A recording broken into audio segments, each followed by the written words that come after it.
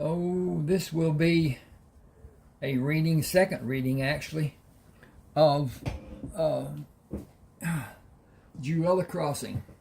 Now, Jewella was a love interest of Heath, who was Joshua Crammer's youngest son.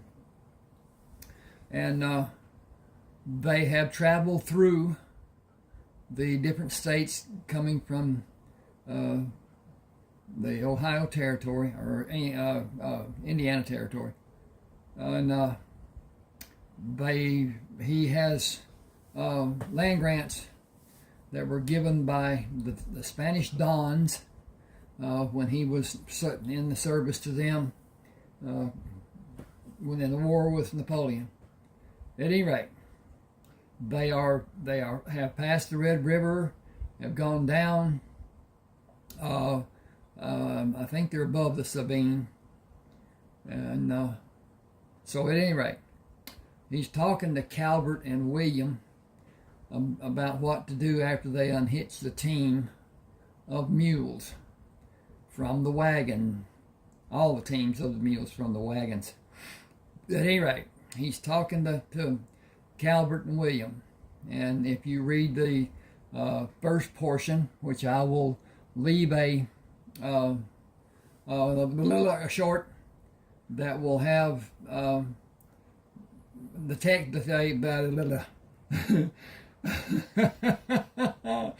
I've got several things on my mind right now, and they get all conglomerated. But anyway, I'll leave a link on a short to that first one, and I'll leave a link on reference to the first reading to the continuation, which is this one. This is a long book. It has 117 pages. It's 73,940 words. That is about the size of most ebooks. But at any rate,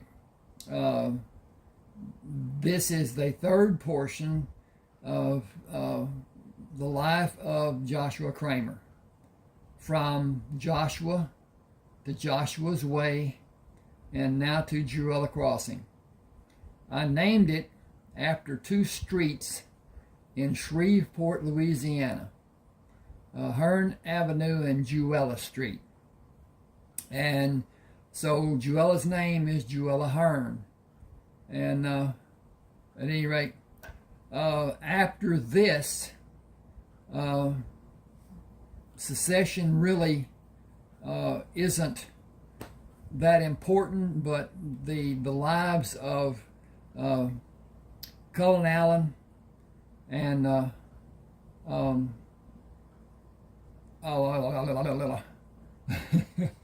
Kiowa Bennett in Kinsman Tribe 1 and 2, you could say, follow this. Then there is a story of Sherman and Heath taking over command of a ship, and then another portion of Heath going to around the South America and up to Portsmouth, California, which is fiction. All of my work is fiction. So at any rate, those together and whatever. These books can be purchased on Smashwords, SMASHAWORDS, smashwords.com.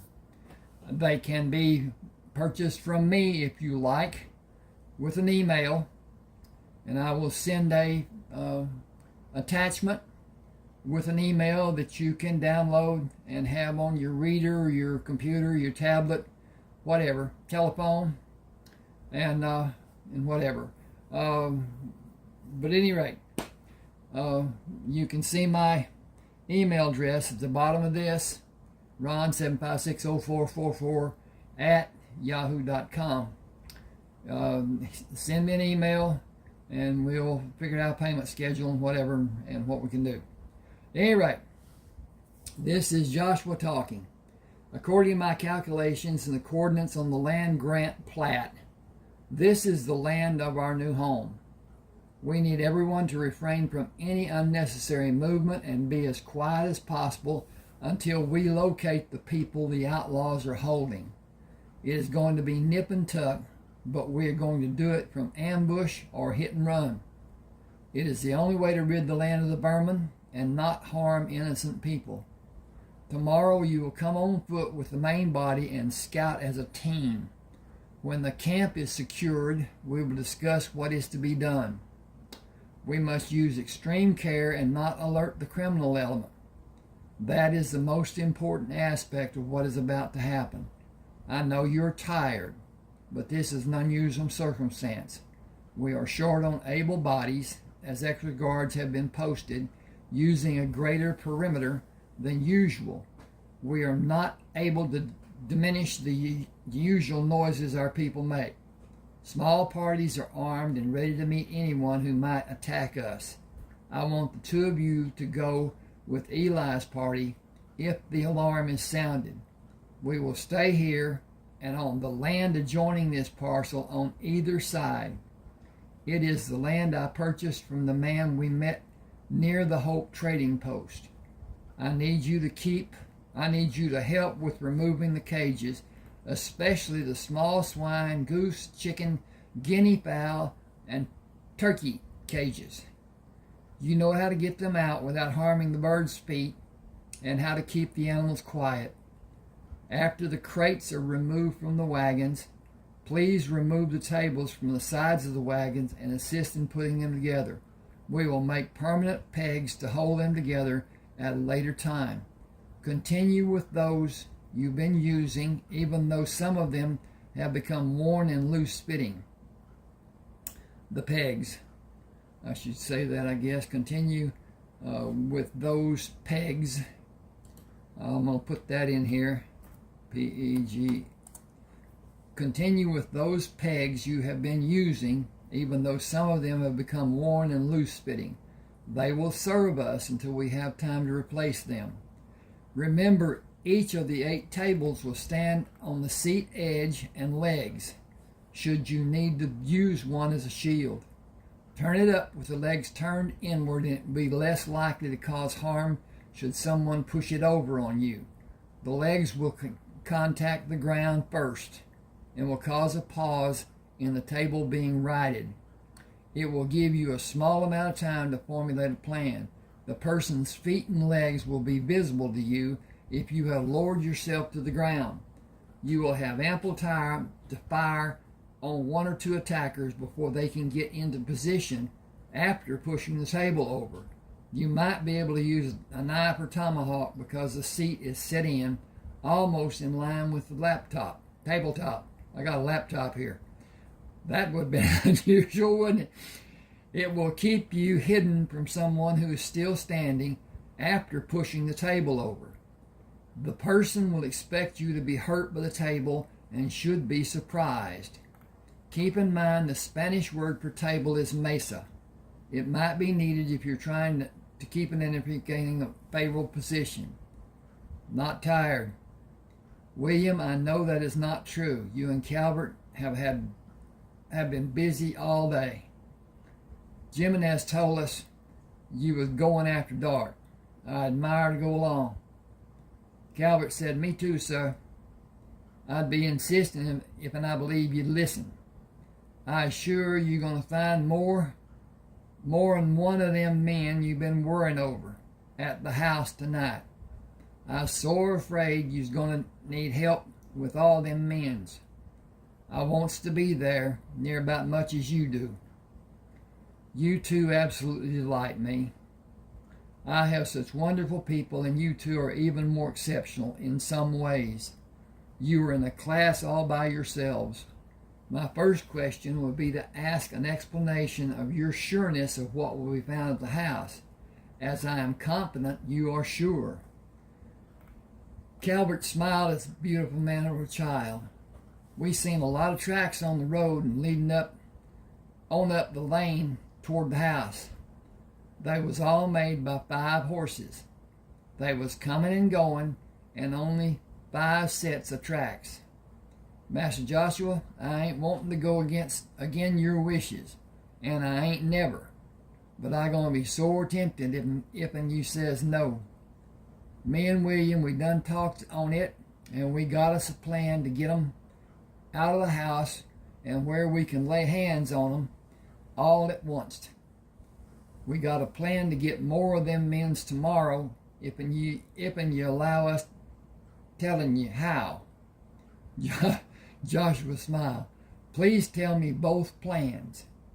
I was only going to scout the house because it is so close to our camp and there are many indications the outlaws might detect and discover our presence. Our purpose was to keep our women and children safe. If you have a plan to allow us to eliminate the men you think are there, I will entertain any suggestions. 10:36. Huh? I got good hearing, but I have a hell of a time trying to figure out what you says time to time. William, Joshua smiled.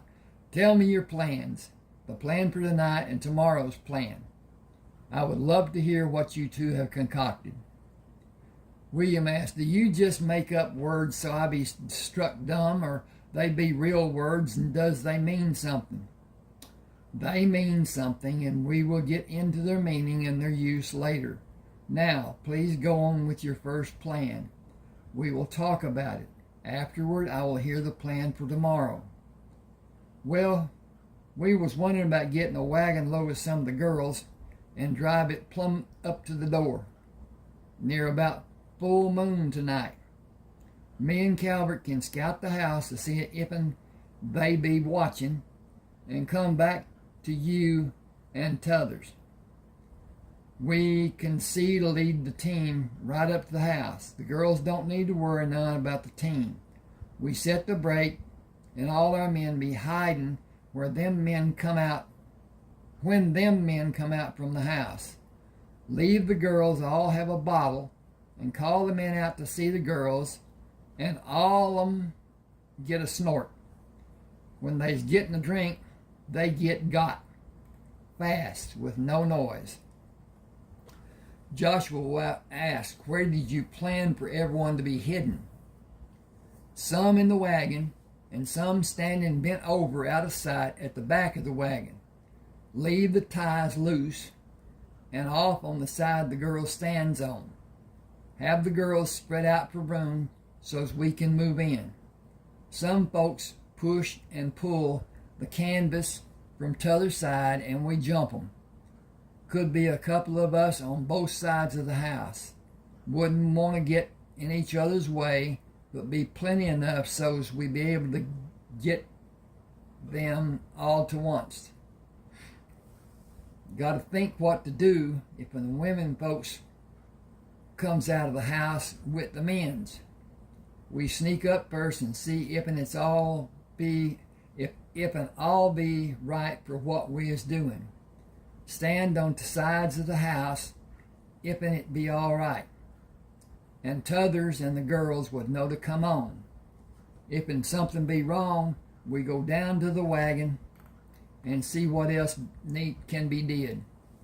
We need to stop them from making a loud noise and surprise them quick like so they can't. All right, I like the plan, but the women cannot be coerced. They need to volunteer without undue persuasion. Calvert waves his hands. Just wait and watch and see. Just watch how many jump when we go to talking about doing what is planned. You're going to have to choose who go and who stays. Glad it be for you to do. I tells any of them, if I tells any of them, they can't go and they might near get me if I can't run so fast. We say nothing until the meal is finished. Agreed? Yes, sir. I just want to watch the fun. Paul would have loved doing this. He looked at the ground and back at Joshua. That's spilt milk, I guess. William, I have observed the phenomenon often occurs where all is given back which was once taken away. Evil, no matter how great or small, never prevails. Remember Job? He was abundantly rewarded for his faith. I ain't never met him. He lived back in Indiana. Calvert spoke to William. The Lord let the devil do bad things to Job, and Job wouldn't call out to cuss the Lord. It be a story in the Bible. Can you read, Calvert? I can read the Bible slow like. Master Joshua called them words out strong as the blowing wind. Most all them books Master Joshua got, I has a bad time trying. William said, well, I can't read. Nary a soul in my family can read. I mean my old family. I marked my name good, but can't read a lick. We got some time, sometime. Sometime I can teach you some, writing too. I'll be beholden. Joshua smiled as they led the mules in the direction of the herd. He put his right hand behind William to grasp his right arm and pull William against his body several times. I have some beautiful, wonderful people. I am truly blessed. Have to say me too, because I got people like you and Calvert. Truly, truly blessed. After the guards finished eating and returned to their post, Calvert called, all of you women's come listen to me. You girls too. I got a story to tell. It's about sneaking up on them bad men's and stopping them from doing harm to them po' white women over yonder. We're going to load a wagon with women and take it right up the house, and some of y'all going to yell for them men's to come out and get a drink and play for a mite. After they swear us men's can get at 'em, we're going to bash 'em silly. Now, we only needs a few. Some can go, some got to stay. All of them were clamoring to go except the women who had children and Clarissa. Clarissa, you not going to go? Calvert, you know as good as I do that you got to have me. And all the girls that can keep calm and do what needs doing. We're going to lure those men out by acting like we're bad women. Maybe get them to move so you can get behind them and then get out of the way so you big strong men can do to them what they already done to someone else. Not a doubt in my mind, I know I'm going. I know I'm going to be the one to call out for them to come out. There isn't anyone but me who can do it so good. So don't be acting like you don't know I'm going. Joshua held his hands up to quiet his people. Nobody should have the idea of it being just fun. These are dangerous men, and it will mean rough treatment will come into play. Consider how you might be hurt before being quick to say you want to be a party to possible harm. Clarissa said, Master Joshua, I might be hurt, but I think about those women. I'll heal with maybe a scar that can be seen. Those women have been hurt. It will be hurting the rest of their life. Their scars can't be seen. I'm going, and I'll do my best part. I'll do my part better than anyone else could ever do it. I'll convince those men to come out of the house so they can be bashed. Give me the chance, and I'll do some bashing of my own. Clarissa, the man who takes you for his bride had better be extremely strong and strong-willed with a good head on his shoulders and a large portion of patience. She smiled at Joshua and looked down when she said, he is. He's all of those things? Oh, she's saying that. He is. I'm going to put that up here so it doesn't look so bad. And delete that, and put that space there, and he's all of those things. Joshua was surprised. He is. Who is he? A chorus of voices chimed in unison. Silas. I had no idea. We have been so busy and there's been so little time for our personal relationships. Well, some of us at any rate. Silas sat at the table with his back to Clarissa. He stood. Been as we agreed. We've been as we all agreed. We've been where everybody could see us, and I kissed her some and she kissed me some. Been proper and open. Clarissa moved beside Silas and took his hand. You talk to us so many times about loving and liking the person we choose to spend our lives with. We are best friends. We know each other's ways. We will quarrel in a way that leaves room for love. We will respect each other, and we will allow the other to go on being a person and never a possession. We will belong to each other, but not own each other. Joshua walked to Silas and shook his hand, then took Clarissa's hand and placed it in Silas's. I couldn't be more shocked or more elated. I blessed the union.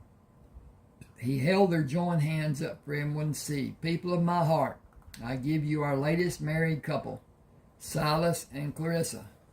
Bless them with your love and help as I will, and as God will. He brought their hands down, pulled Clarissa to him, and kissed her on her forehead. Releasing their hands, he backed away. Please refrain from breaking the furniture. Be happy and prosper. Have a long and loving life. I bless your marriage. Bless me with serenity in your home. Everyone come and congratulate the happy couple. Please remember to do it quietly. Then we have a quiet raid to stage. The newly announced couple will be two of the main players. Joshua stepped back as Clarissa and Silas became surrounded by well-wishers. Freshly greased wheel hubs made little noise when the wagon... Excuse me a second here. I gotta rip on this drink.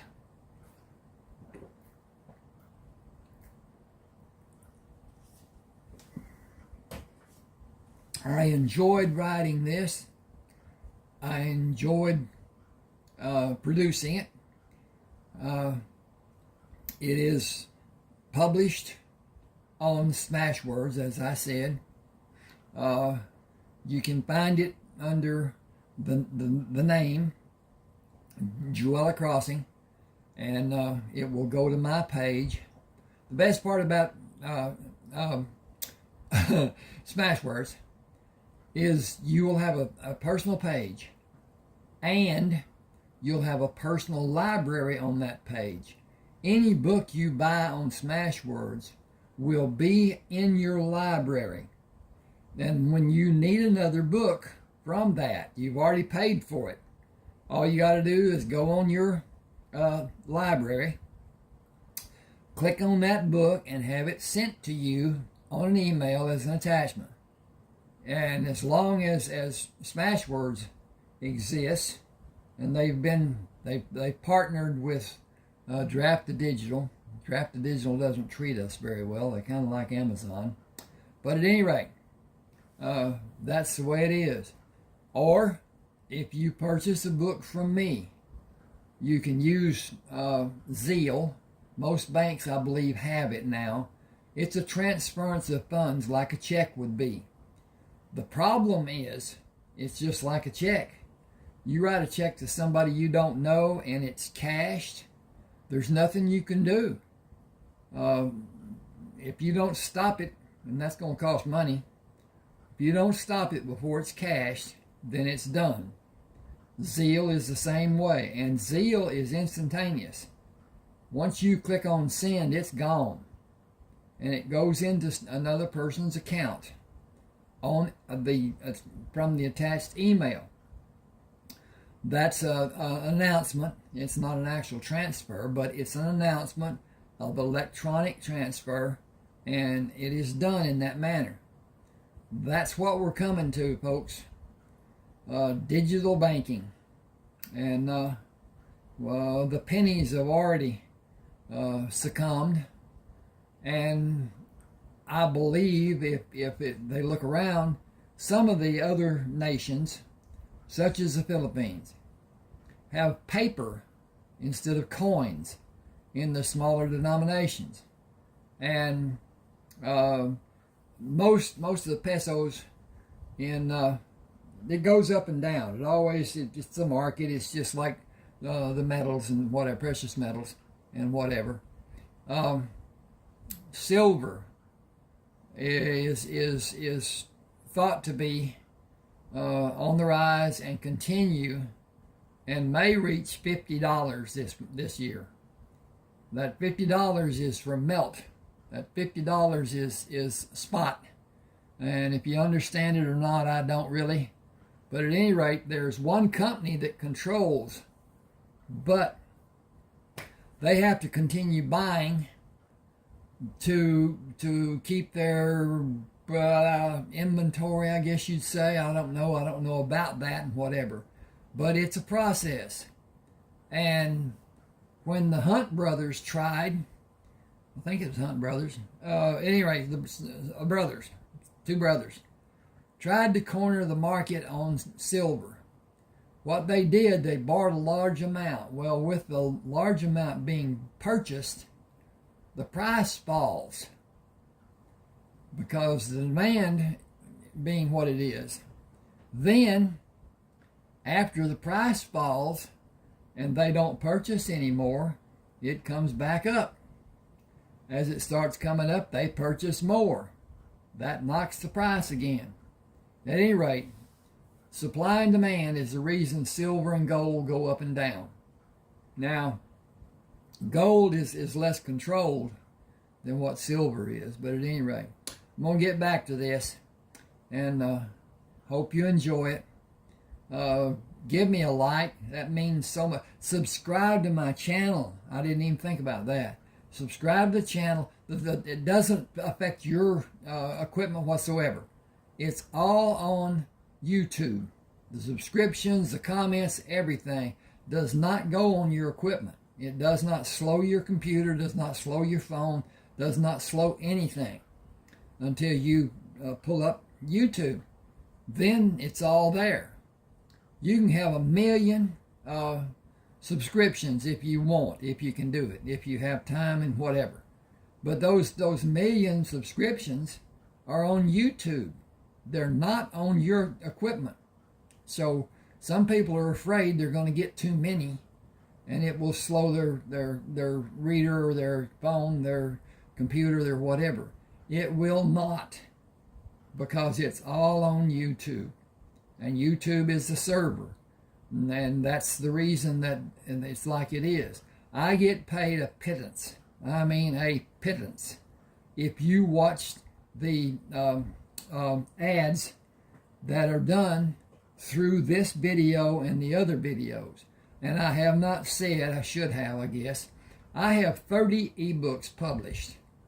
I have one ebook that is not published because I just don't want to, and don't have a cover for it or whatever. I have read from it. It's called Coal Buyer's Bounty Hunter. I have a book in my mind to write that is about the two guys that helped Wilson Crammer after he is identified in Denver, Colorado. This is in Mutual Transitions. Love the book. I love all my books. At any rate, Craig and Jim Ellis are associated, and they help and blah blah blah. But anyway, that's another story. Okay, Ronald Walker on YouTube and Smashwords, and hope you enjoy. Freshly greased wheel hubs made little noise when the wagon slowly moved toward the house at the end of the tree-lined lane. A split rail fence divided the fields of corn from the lane and the animals which traveled the lane. The lane was dirt with few rocks to be struck by the iron tires. In the wagon, all were still anticipating of the coming event. No one spoke with fear of being heard. Everyone was reveling in expectation of a complete surprise. Silas led the front mule on the right, while Zeke held the following mule. Clarence held the left tandem mule, as Butler followed with the trailing mule across from Zeke. Each was to lead the mule and keep it quiet, with attention to a possibility of braying. Even though a mule might be harmed, the men were ordered to employ any means to keep it quiet, as many lives would be in jeopardy if any noise was allowed. Clarissa sat on the seat on the right side. Silas was to help her down, then crawl under the wagon with Zeke. They were to wait for Clarissa and Jane to position the man who came to them with their backs to Silas and Zeke. Darla and Kate were positioned at the rear of the wagon where Jimenez and Eli would wait the third and fourth man. Joshua would take the last man who came from the house. Stealth was to be employed if possible. As a secondary plan, Elias, Luke, Thomas, Daniel, and George hid inside the wagon. I got to change this. If you want help, it's just a second here. Inside. I wrote it in the wagon, but that doesn't tell you much. George hid inside the wagon and were positioned to jump down to confront the men and fire at close range with the gun pushed against the other man's body. I'm going to click this and click that and click that, and I'm finished clicking. I saved what I had changed. Okay. If position allowed, Raymond come from under the wagon with guns held also. The front door was in the middle of the large room on the left of the house. On the left side of the house, left part of the house, left of the house. Anyway, I'll look that way. Joshua and Calvert were in a position at the corner of the house, which was closest to the door. Julia, Francis, and Gemma were instructed to go to the door after the men were subdued and calm the women. They were cautioned to stand on either side and be protected by the walls until they were certain no one inside had a weapon. Clarissa kissed Silas as he lifted her from the wagon and whispered, "Make it fast." He placed her on the ground and quickly ducked under the wagon, peering between the legs of the mules, searching for a possible target. Zeke came under the wagon after he assisted Jane. Clarissa waved Kate away from the wagon, then made certain everyone is in proper place. Should that be position? We'll make it position. Okay. And blink there. Okay. Was in the proper position. Hey, you in the house. We got some women out here. We got some old Kentucky whiskey. We hear you are all ready for anything we can do. Leave them old white biddies in that house and come see what real women are like.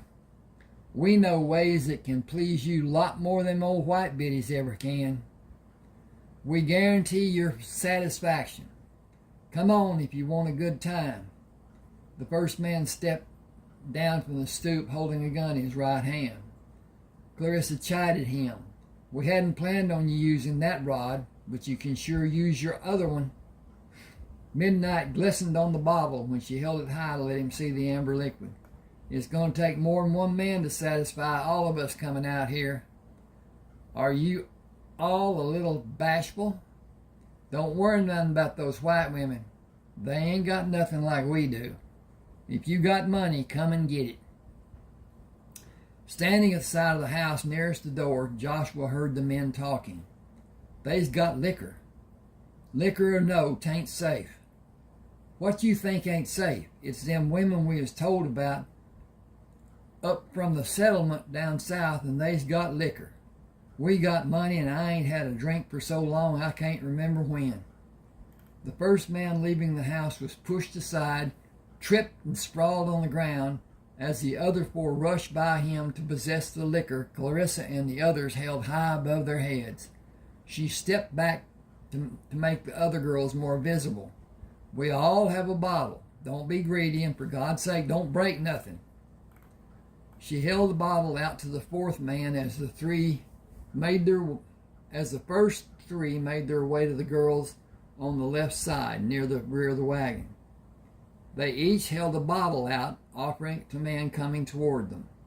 Joshua stalked the man who fell as he started to push himself from the ground, leaped on his back, took a handful of hair in his left hand, jerked violently with his right hand across the man's face.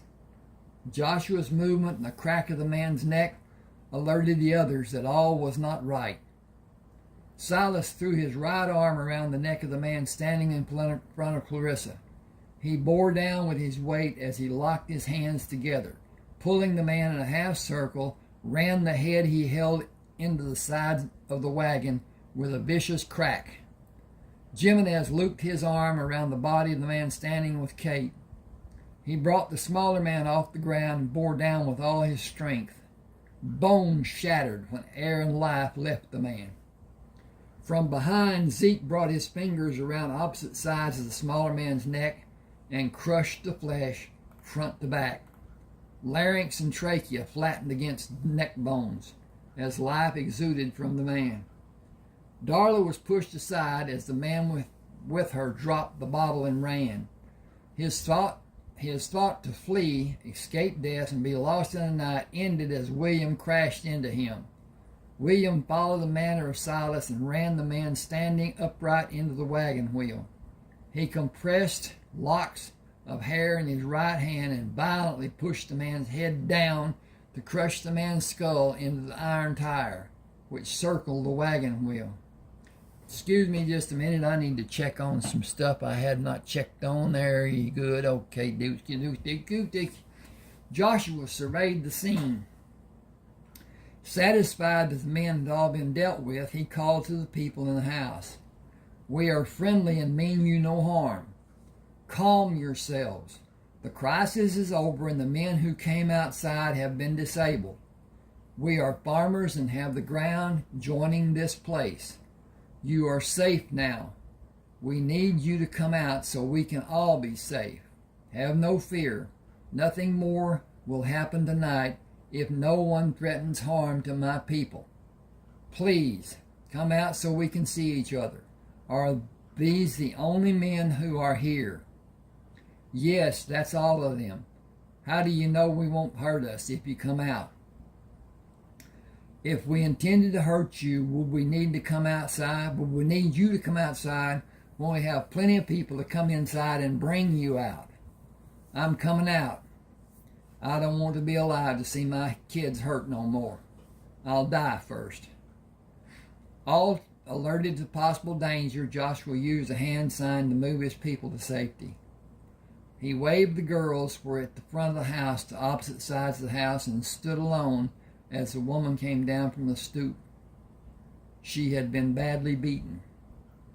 You're a white man. God be praised. All I seen was Negroes, and they saved my life and my kids' lives. She stood over the man William had eliminated. Give me a gun so I can kill him. Ma'am, he is most assuredly dead. All 5 men are quite dead. Maybe he is and maybe he ain't. Let me die, but first let me shoot him. Give me what I can't do before, and let me kill him.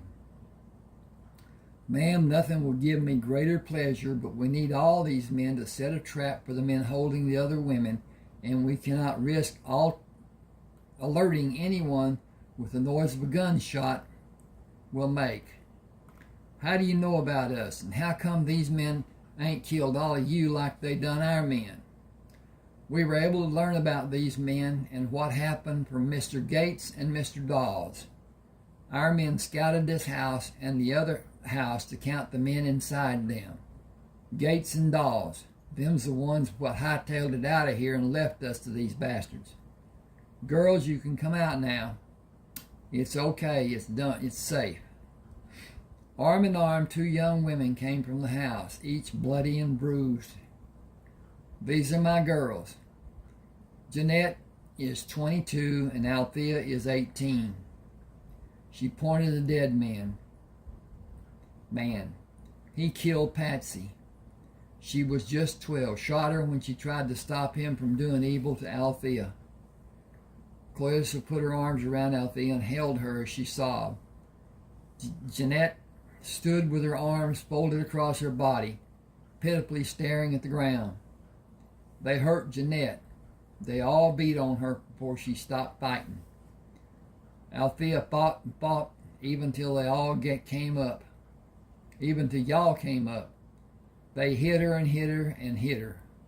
But she wouldn't give in. Althea said through her sobs, "They'd have killed me to make me stop fighting him. They tricked Jeanette." Both girls, weeping, grew into high-pitched wails. Her mother motioned to Jeanette. They took her in the back room and said they'd kill Jeanette and me if Jeanette didn't stop fighting them. They used her bad. She ain't spoke a word since, just stares off at nothing. She won't eat. Ain't had no water in 2 days. I don't know what I'm going to do. Joshua motioned to the wagon. We are camped in the clearing on the north side of this place. After what has happened here, maybe it would be best for all concerned to be away from this house and try to let the pain of the past die here. Jimenez, we will go back as we came. Load the people and 3 women in the wagon, and everyone be alert for problems. William will go with me. Give us a minute before you follow. He slung the powder horn in the leather pouch which held wadding and shot over his shoulder, took his knife from the wagon, placing it in the leather scabbard in the center of the back of his trousers. He pushed 2 handguns into back pockets.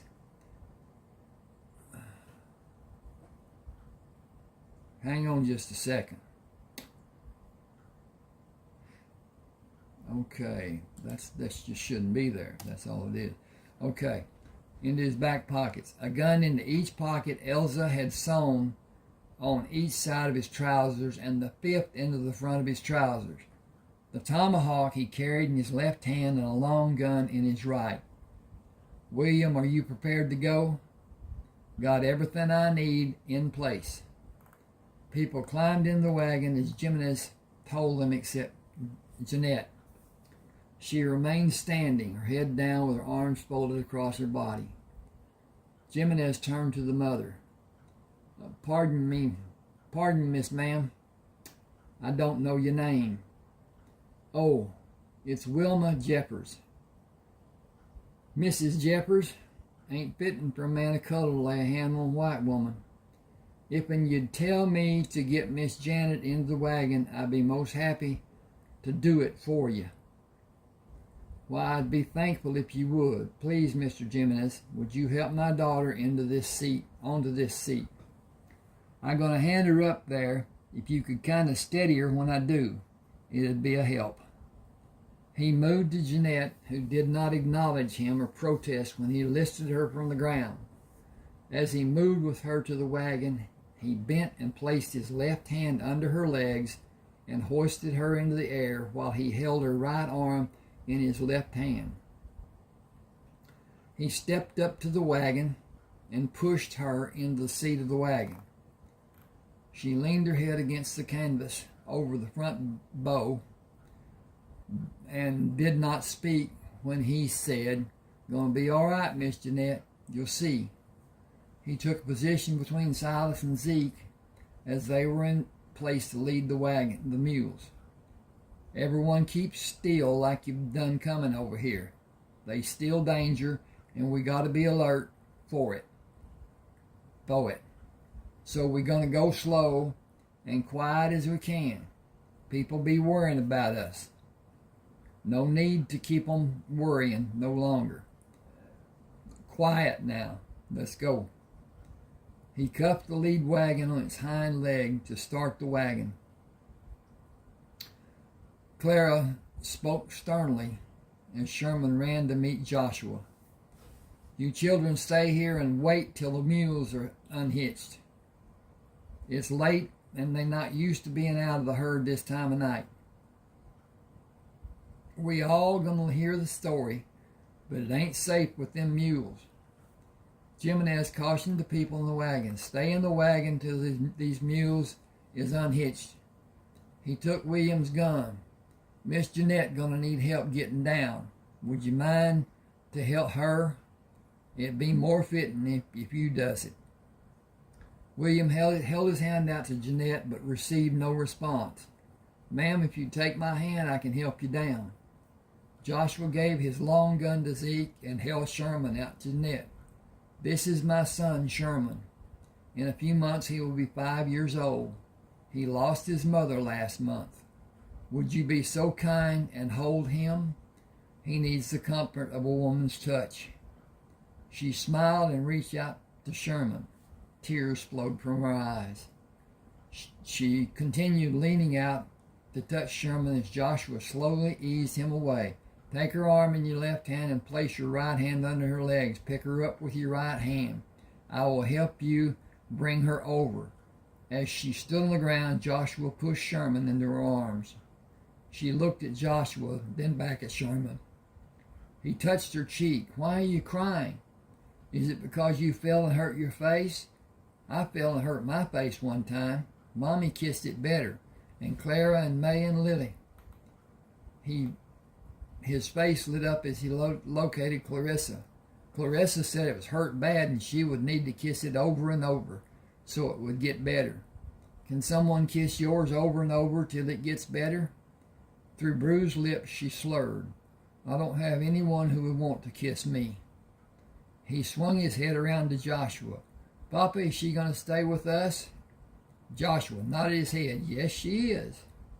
Sherman turned back to Jeanette and waved his hand toward the people who had gathered near them. Yes, you do. You have all our family to help. They can all kiss you better. Papa can really kiss you better. He has strong power in his kisses. Just a few of his kisses, and I was sad because Mommy and everyone didn't need to kiss me anymore. He put his hands on each side of her face, held his face close to hers and whispered, Don't let Papa kiss you, and you can have lots more kisses. She gave him to Joshua and moved toward the creek. He doesn't understand how soiled I am.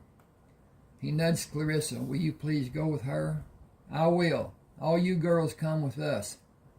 As Jeanette moved away from the group, Clarissa turned and walked backward. She is going to need new clothes. Clara, would you look through mine and find what she needs?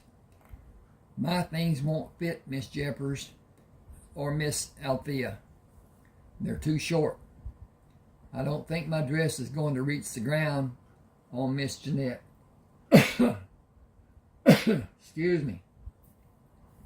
Just a tickle. Excuse me while I do this over here and help this out a bit, I hope.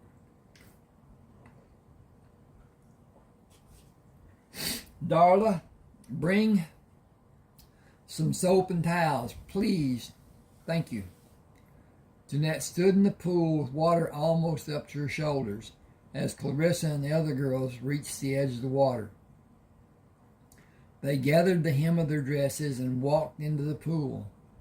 Clarissa was first to speak. Darla is bringing soap and towels. The creek runs fast through here, and any mud you stir up from the bottom or soap suds gets washed away pretty quick. There's a guard through yonder and one over yonder and one over yonder. So we're safe here.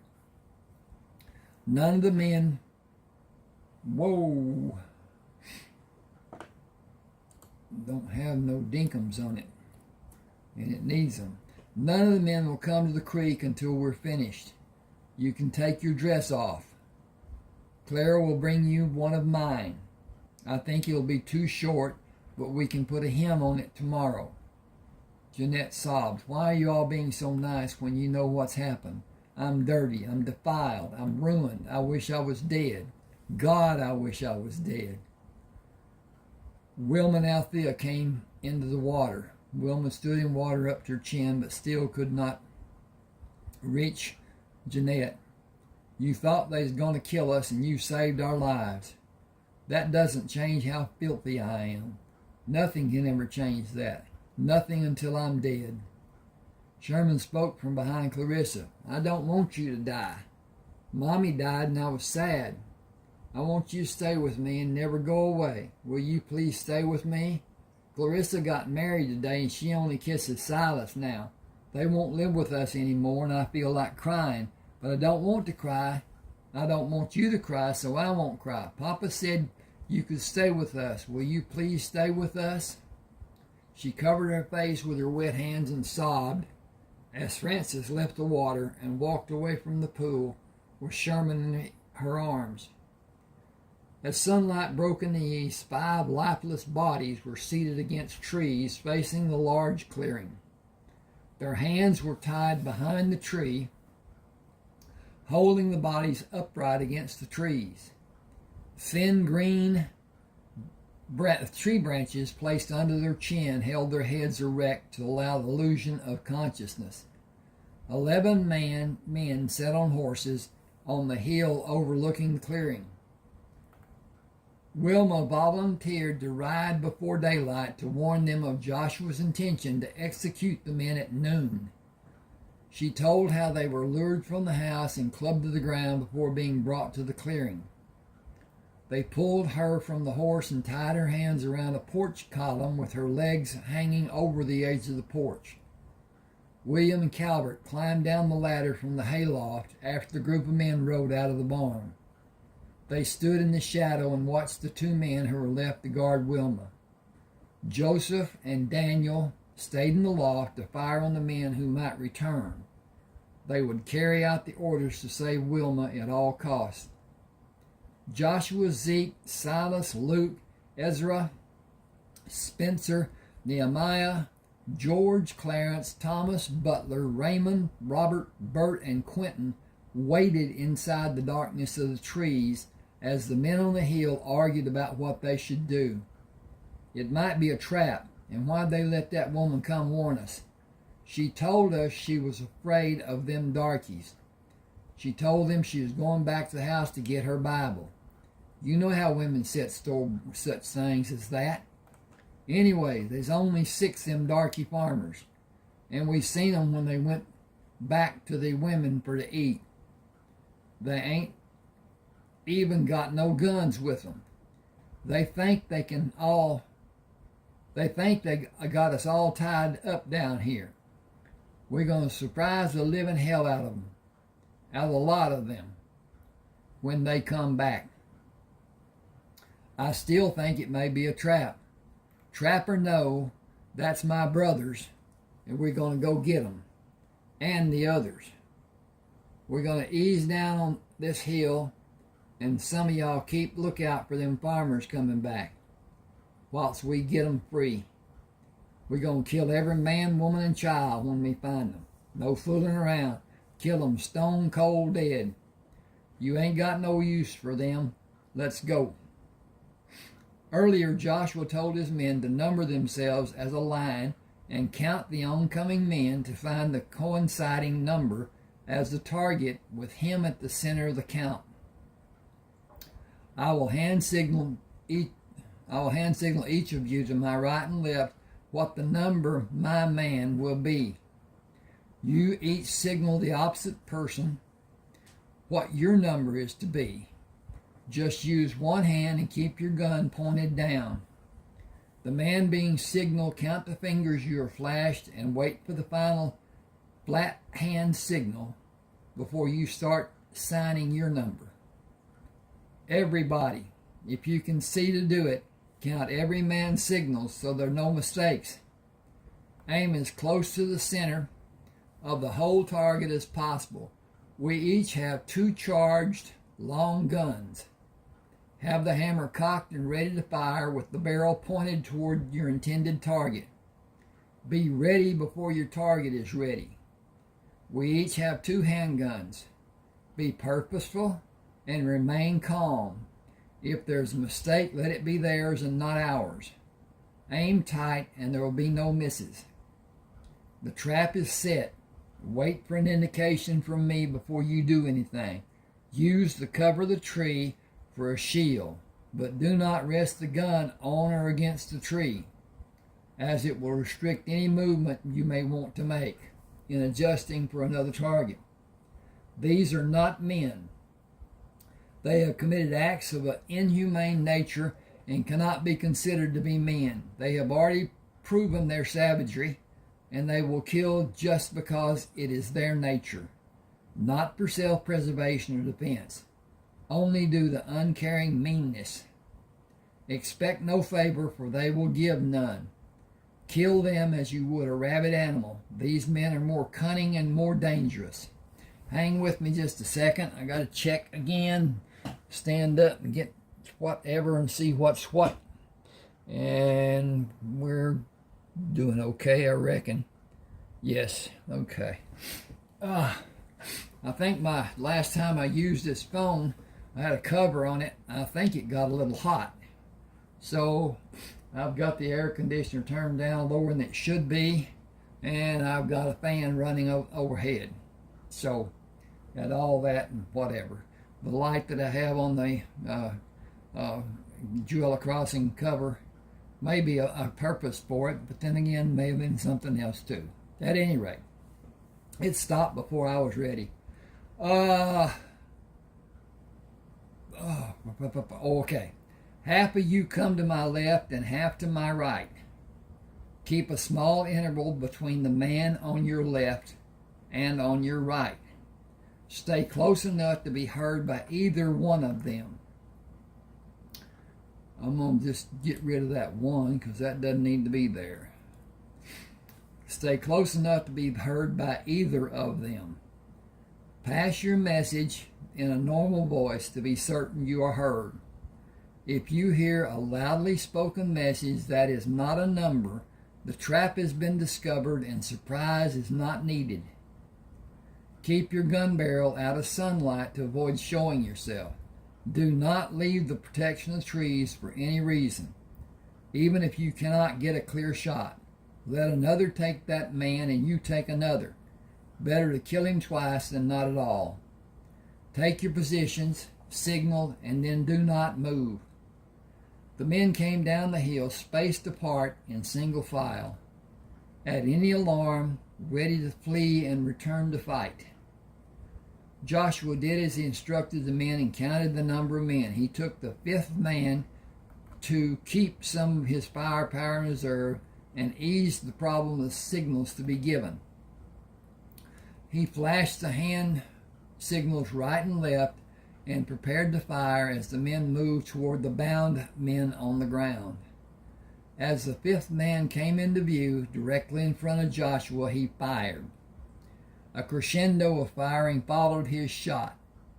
He quickly placed the spent gun on the ground and brought the additional gun into firing position. Nothing remained as a target except fleeing horses. A man tried to rise in a position to his left. The man fell to earth as two guns aimed at him were discharged. All was quiet.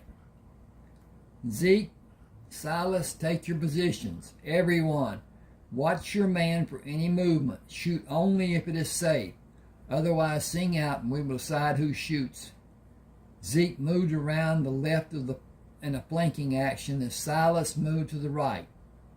Each of them made certain the man was dead before he moved to another man in the line.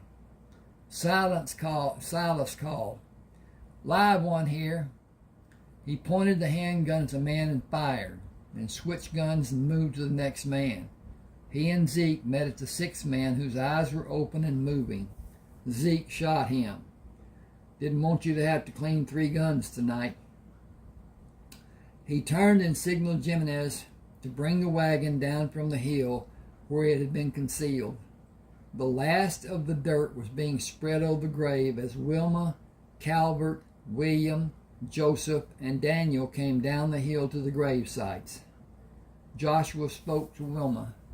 5 men buried in 2 graves and 6 men in the last. With your help, a complete success. Where are the other women? Wilma stared at the ground. They's all dead. Those bastards killed every single one. May they rot in hell for what they done. William moved near Joshua and spoke in an ear whisper. There be dead bodies at all 3 houses. Some fresh killed at the house where these men left. Another day, and there would have more than likely gone. They would have more than likely gone to kill all of them that was left. They had all they could steal ready to go. They all be dead now. The men you killed and the women back at the house will need burial. William, take as many as you need and see to it being done. Take 8 shovels and each man carry a long gun and a handgun. You are to supervise and stand guard with other men guarding, as you believe be needed. Be mindful of dangers as other men may be lurking.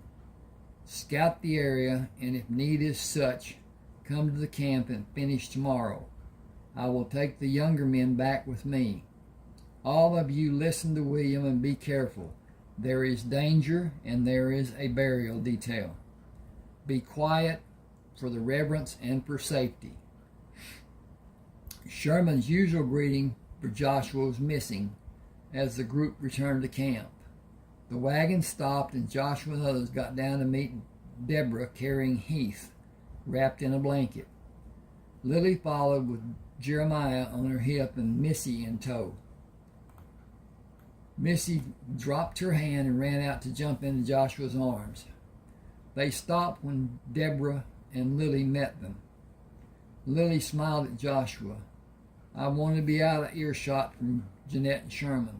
He has not left her all day.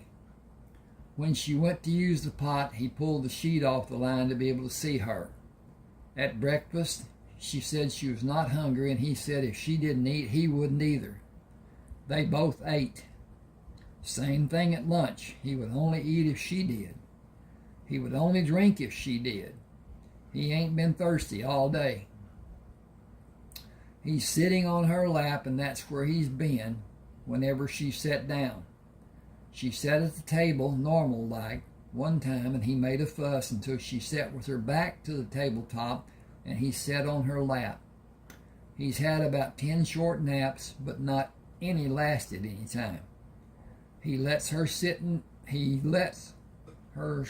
him next to her for just a few minutes, and then he'd be wiggling back on her lap. He looks back at her, turns so he can see her, and smiles. So she has to too. Oops, don't need that. Well, I fixed it, I guess. File. Okay, go back. Woo! It stayed there. All right, I need to go to home. That's good. Okay, now I can do what I need to do. He ain't let her be, except when he be napping. Joshua placed Missy on the ground and walked to Jeanette with Heath in his arms. Trade you one son for the other? She smiled, and Sherman started to protest. Joshua spoke to him. Do you want Heath to feel he does not deserve? No! Does not deserve a turn on Jeanette's lap? He slipped onto the seat but remained in physical contact with Jeanette and patted the table seat. You can sit next to me, Papa. Tell me what you did today. Did you run all those bad men out of the country like Clarissa said you would? They are definitely gone.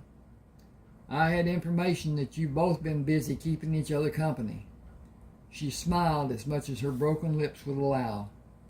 He's been a handful, or I should say sometimes an armful, most of the time a lapful. He is a joyous little man-child.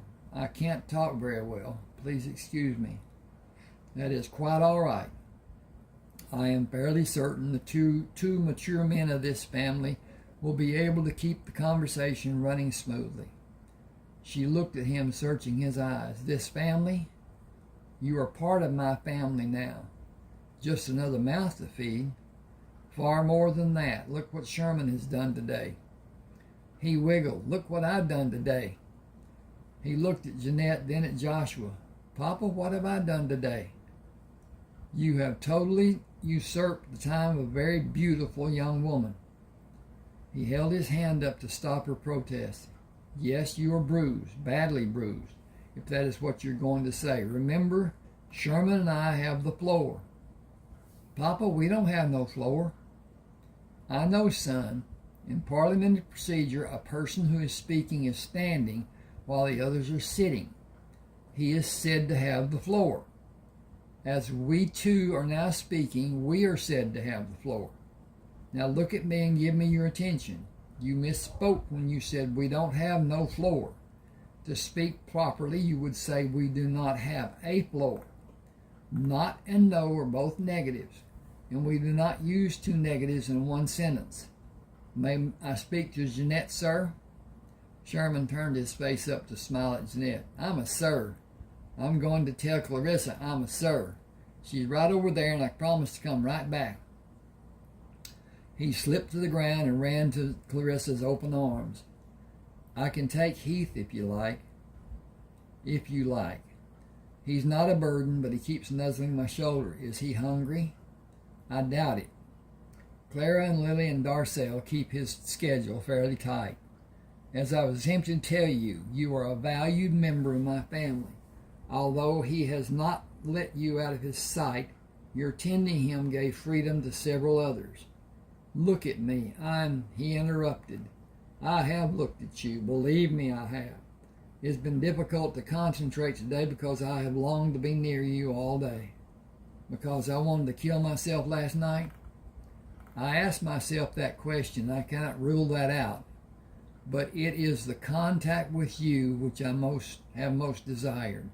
I want to walk with you, hold your hand and speak of the things only we can share, hold you close to me and keep you safe and happy.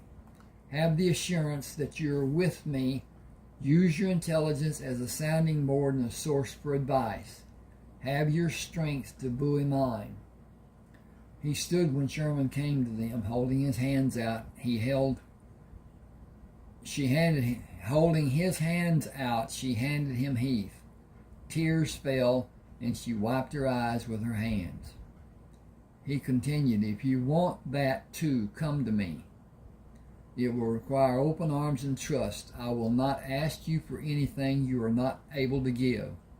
I want you to be well. I want us to spend the rest of our lives together. I want all the personal things a man and woman share.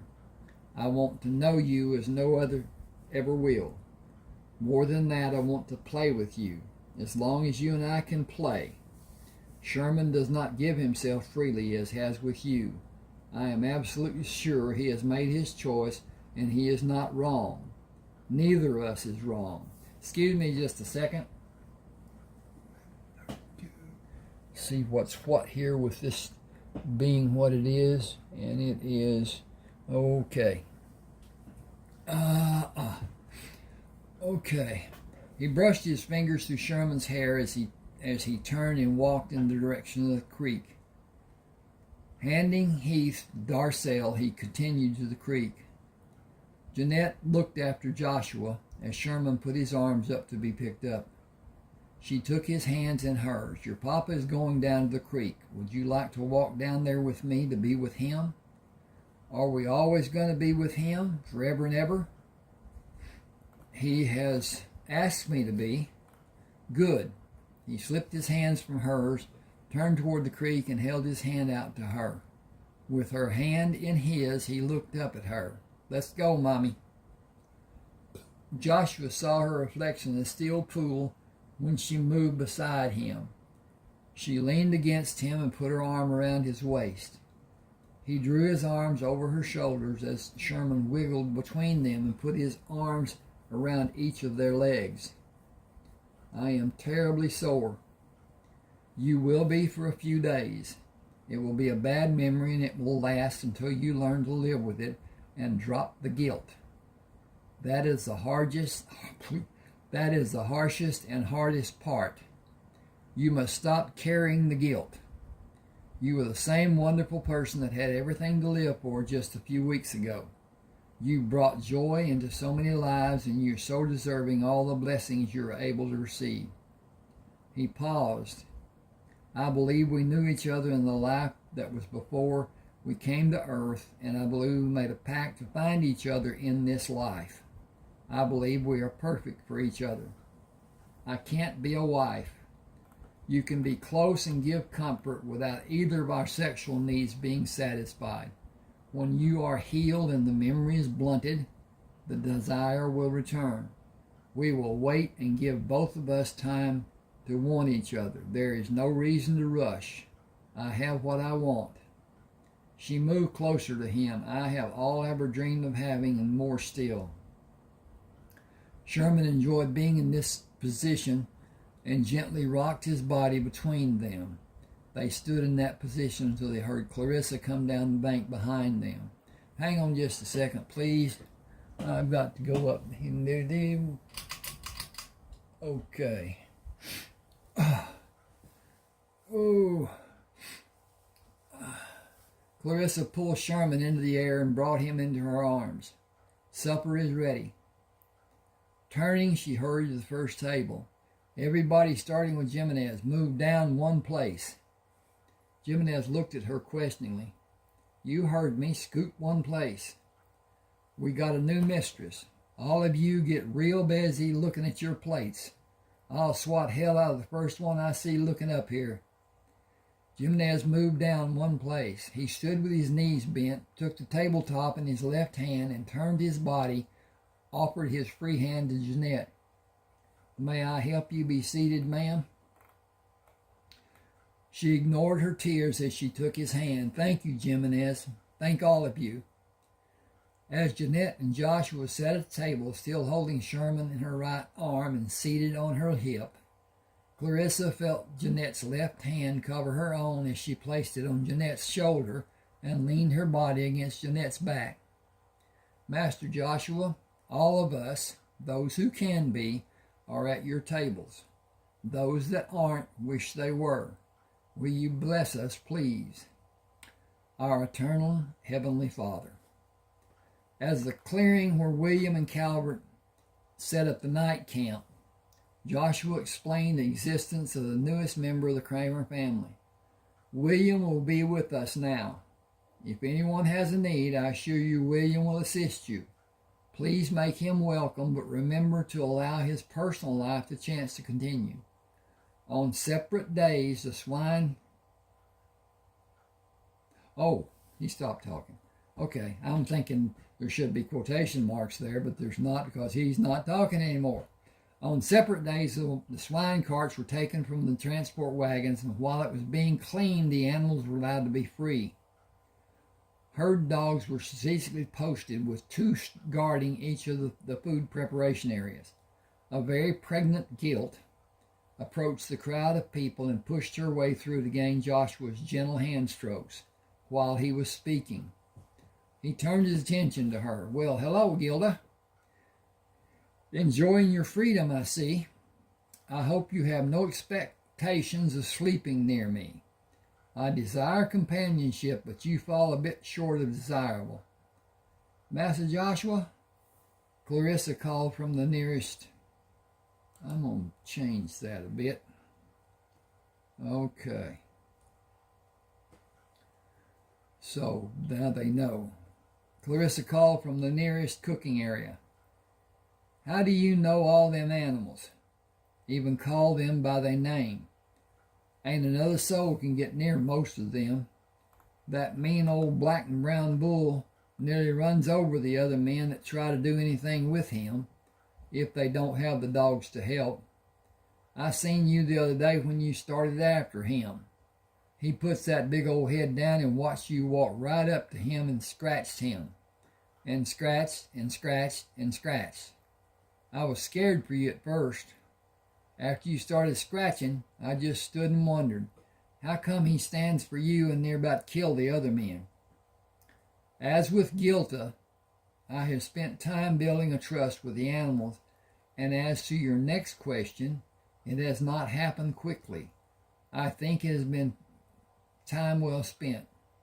Buster is the husband in our herd of cattle. His superior breeding will allow his breeding the cows and their young females. The offspring will be superior to any cattle which are now in Texas. We are going to gather the wild cattle roaming the land we are going to farm and surrounding area. His grandsons will breed that future stock. He is the one animal we cannot easily replace because he is bred so well. He is gentle when he chooses to be. the iron ring in his nose, and the dogs are always ready when he chooses otherwise. The large black and white boar hog is equally as tame as Gilda. Like her, he will search for a gentle touch. Unlike Buster, his gentleness is constant, except when breeding time is near. He must be given a wide berth during those processes. How do you tell them apart? Them 8 sows look just about alike to me. I am able to call each by name because I have spent enough time to discern or see the small differences. Each of you can tell them apart by the notches in their ears. Their right ear indicates or tells their lineage, while the left ear indicates or tells age and place in the litter of their birth. It is also true of the cattle, sheep, and goats. It is much more difficult with the birds, without spending a great deal of time with them. The children who gather food and care for them are able to call each by name. They are able to tell you many interesting points about each individual, better than I ever could.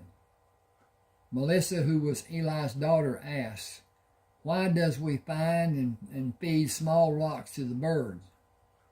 Don't look like it would hurt the turkeys and gooses near as bad as it would the chickens. Still looks likely to hurt." Joshua smiled. "Missy, come here. I'm gonna put up. I got to change some stuff here, and Guinea, guinea hens, guineas. Just make it guineas. Okay. I'll see about that later. Okay. Sometime, whatever. I'm just clicking these buttons. Okay. Look at the battered chicken again. Still looks likely to hurt. Joshua smiled. "Missy, come here." She gleefully skipped to him, turned her back, and leaned against his legs, her joy showing in her smile as he held her to him and caressed her hair. The rocks help grind the bird's food and aid in the digestive process. The rocks stay in the digestive system long enough for the sharp edges to be ground off, and the rock passes easily in defecation. He gently pulled her face up to look at him. "Missy, do you know what defecation means?" "Yes, sir. You told me it mean when we do our private thing." The group laughed when she said, "It mean we go number 2. You are a very good student. I'm very proud of you."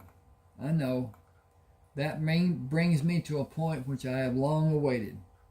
We are no longer under the watchful eyes of an overbearing society. We are now all afforded the freedom, even the luxury, to exhibit the ability to speak to proper speech. It will no longer be necessary for you as individuals to speak in an old expected manner. The older people and the youngsters can all speak now in whatever manner they choose." Just a second. Thank you. "Without fear of reprisal. We are not going to be near a large group of people as we were in Indiana and before. I will make every effort to teach all of you who desire proper speech. Perhaps we will be able to help. You will be able to help me. I give you this task, this sacred burden. Teach our younger children as you will one day teach your own. Teach each other. Learn from each other. William, that indicates you. That includes you. Excuse me. Both as a student and as a teacher. You have so many gifts to give, and there will be an abundance coming back to you." Jimenez interrupted. "Joshua is saying we can talk normal like white folks. It'd be a little late for me. Habits is hard to break, but if one of you hear me speak wrong and it ain't where it worries nobody, you can ask me if I should have said it different. We're going to get a lesson from somewhere. We as a family, and we're always going to be. Just remember, say little as you can when you're around strangers. What Jimenez said is true for all of us, no matter what your age may be. You are all children of my heart. He turned his head to look at William, including you. Now, all of you hear what I'm saying. You each have the luxury of either teaching or not teaching each individual you may interact with in our family, except the small children. Those children who are under the age of 6 have parents who bear that responsibility. Those over the age of 6, or even those who are 6, the older person does have the responsibility of not only guarding but also teaching. Have no fear that it may be accepted or it may not be correct. Learning is the thing which is important. We all have the ability to judge what seems right or wrong. Sometimes it is the judging which is most important. William, you have the greatest ability I've ever had the good fortune to witness. It is your ability in the surroundings of nature. You have the ability to follow the tracks of another person or an animal with equal ease. You can outdo my abilities in the woods or on the desert floor. Please impart in whatever fashion you may deem justified or needed, any lesson you may see as needed. We have always done more than was expected. You have always done more than was expected of you, and for that you have my gratitude and my favor. William pointed in Calvert's direction. Then I expect you ain't seen all Calvert has learnt. He's most good as me, and quick as a cat. If I ever busted up and lost, I hope it be him coming looking for me. Joshua smiled at Calvert. I had hoped you would be able to learn from William. I am glad you have applied yourself. If I am judging Clarissa's hand signals correctly, it's time to eat. She smiled. You are. Everybody come to supper. William, if you please, sit across the table from Jimenez on Master Joshua's left. It will be your place from now on. When we sit down at the table, it is to eat. Sometime it has to be fast, so the ones with the animals and standing guard can come to eat when they are relieved. You can take your time unless you're needed. Most of the time we are pretty relaxed and not hurried. We mind our manners, but mostly we eat. If you need something, just ask and it will be passed to you. Be aware that something may be passed that you may need to help pass. Be aware that something may be being passed that you may need to help pass. Please feel at home because you are. Children, your places are set. Leave William so he can eat. And remember, if you leave food on your plate, or if you haven't got enough on your plate, we will all be plenty glad to help you. Now be quiet for our blessing. William moved around Joshua to sit in his place. I don't talk like humans. Clarissa motioned him to be seated. We are all different. You're a good student and quick to learn. You will listen and learn like all of us. The little ones will be your best teachers. You are gentle and caring with them, and they admire you so. They want to be near you and learn from you, and you can learn from them. Loving each other is one of the things that holds us together, and you have so much love in you. You fit in nicely in our new family, and we will all benefit by your presence. Master Joshua, we are ready for your blessing. Okay, this is chapter 34. Now, I haven't told people, but the chapters are numbered in succession through Joshua, through Joshua's Way, and through Jewella Crossing. And so this is chapter 34, and I think it goes to 44, 45 or something like that. And I'm checking on everything, and I'm wondering about things and if everything is what it should be and whatever. Okay, go get you a drink or something, and I'll be right back. I have something that's pressing, and then I will continue reading. I will talk while I'm doing it, and everybody will know I'm still here. But that's another thing. I'm just going right over here, check on this stuff, and see what's what. And this is off. Therefore, that is off. Okay, I don't want that.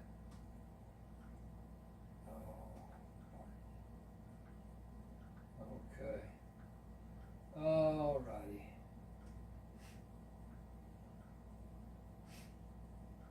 Don't like that. Okay, I'm checking on stuff. I'll be there in a second, I hope. Go back up here and look at this and say, okay, that ought to do something. Yeah, well, that's just how it is. At any rate, be patient with me just for a minute, and I'll get this done and get back. Oh, as it said. Okay. Done that.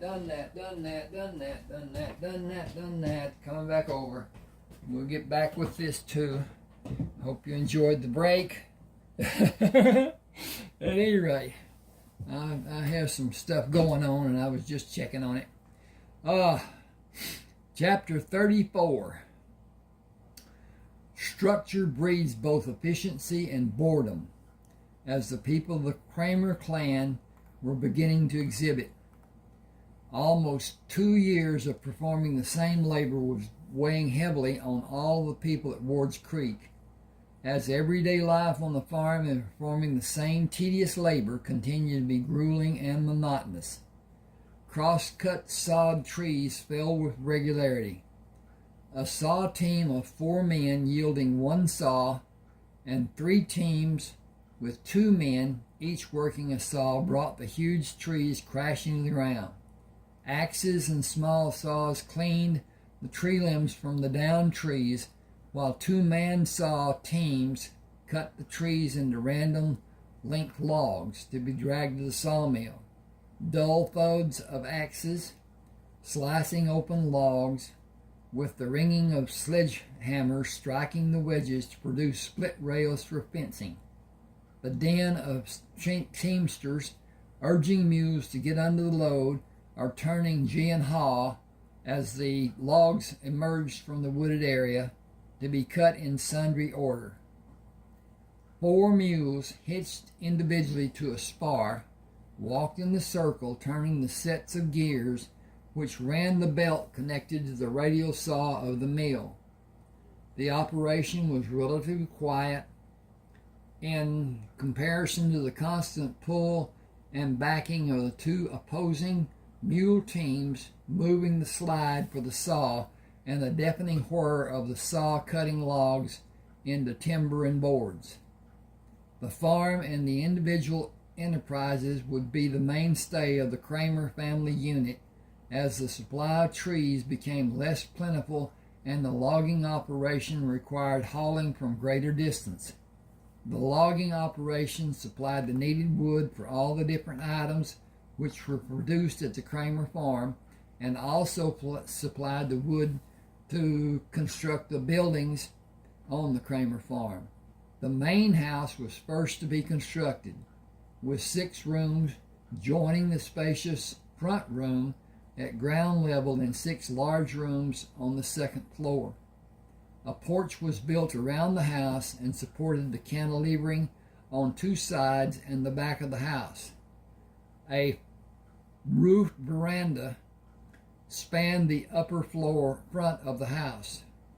Houses for Jimenez and Clara, Eli and May, Calvert and Lily, Silas and Clarissa, Zink and Darla flanked the cookhouse, with houses for unmarried male and female outlying those buildings. Robert and Jean's house was scheduled to be finished soon. Jean found new ways to prompt the carpenter crew to have her house finished before Easter, while the building slowed as the crew grew weary of their labor. William's house was being built 100 paces east of the Crammer house with a kitchen inside. His courtship of Althea had been ill-planned and faltered many times. It came to fruition one frosty morning as she sat at the breakfast table. His proposal was as brisk as the morning air. "Cold last night. Do you want me to keep you warm tonight?" "Yes, I do, you big ox. But since you said it in that manner, I have several conditions. The first condition is that I have a room inside for a kitchen, with water piped inside. We can take our meals as usual, but I can cook inside when it's cool enough. I want a fireplace in every room that one can be built in, even if the fireplace has to be built before the frame of the house is done. Joshua's house is warm in every room because of the fireplaces and the vents that let heat go upstairs. I want our house to be warm with love and warm with heat. I want our children to be warmed by both." The Jeffers land, which joined the Crammer farm, was given to Althea when Wilma left for Tennessee. Her dilemma was that a woman could not hold land granted by the Spanish government in Mexico. Althea would keep the land until a protest was filed or an official forced her to relinquish the land. William's amorous attention was a welcome solution to a problem. The 3-story barn had been under construction from March through September of 1834. A 12-stall farrowing house had effective protection from the cold north wind by the towering barn. Corn in abundance had been gathered from the fields of the 4 abandoned farms.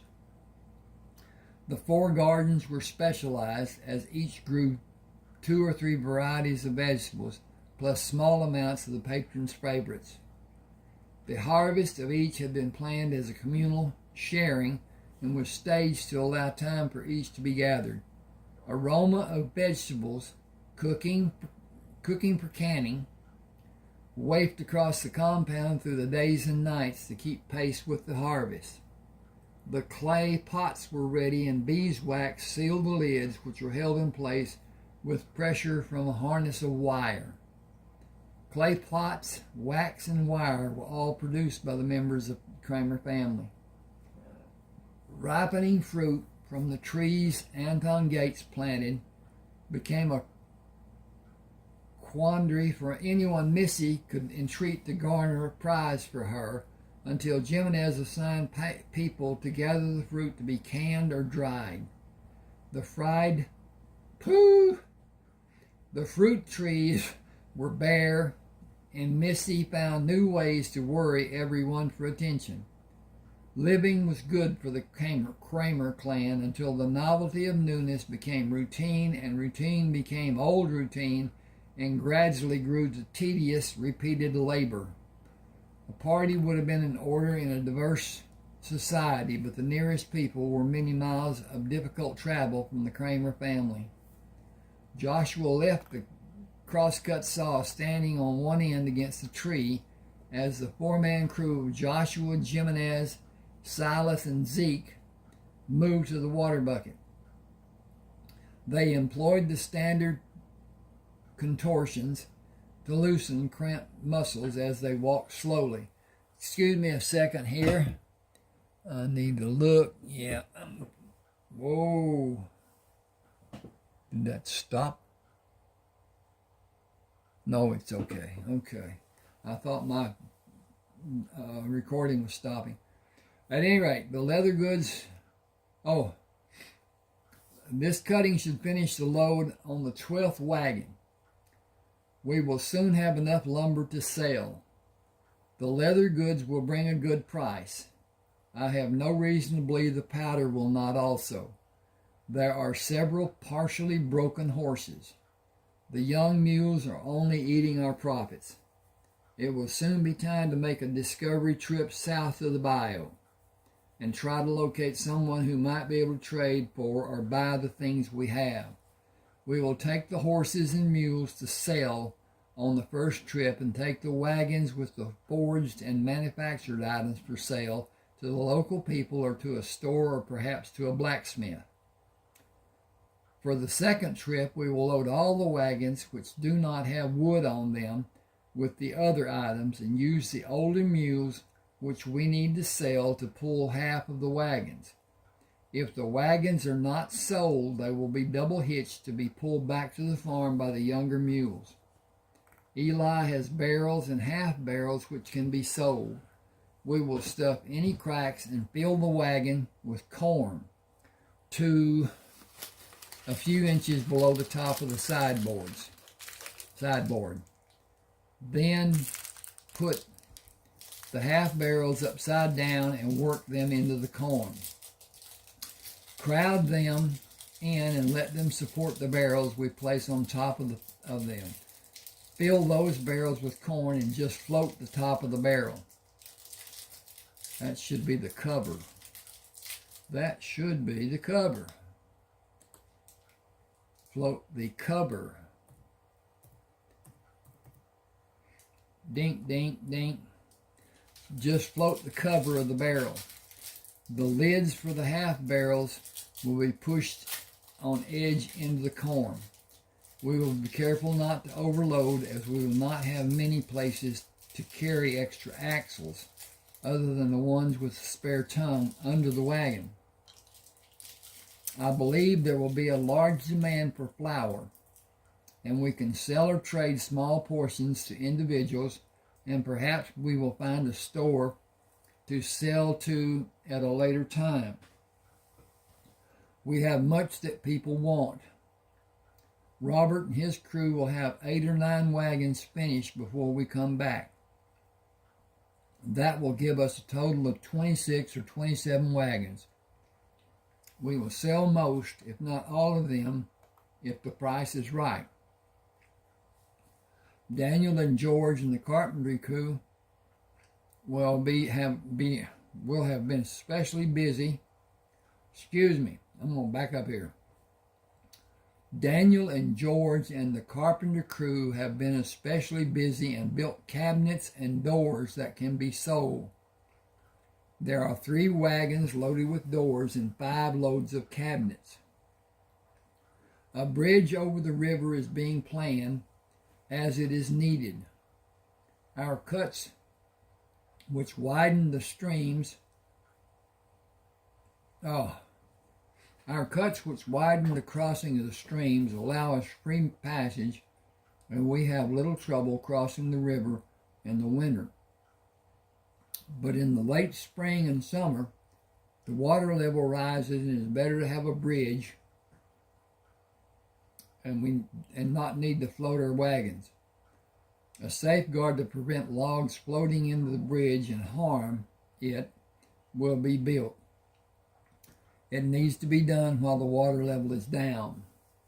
It will give us all a time away from what we do every day. That respite is sorely needed. We are going to do an inventory tomorrow and let everyone have a desired and well-deserved rest.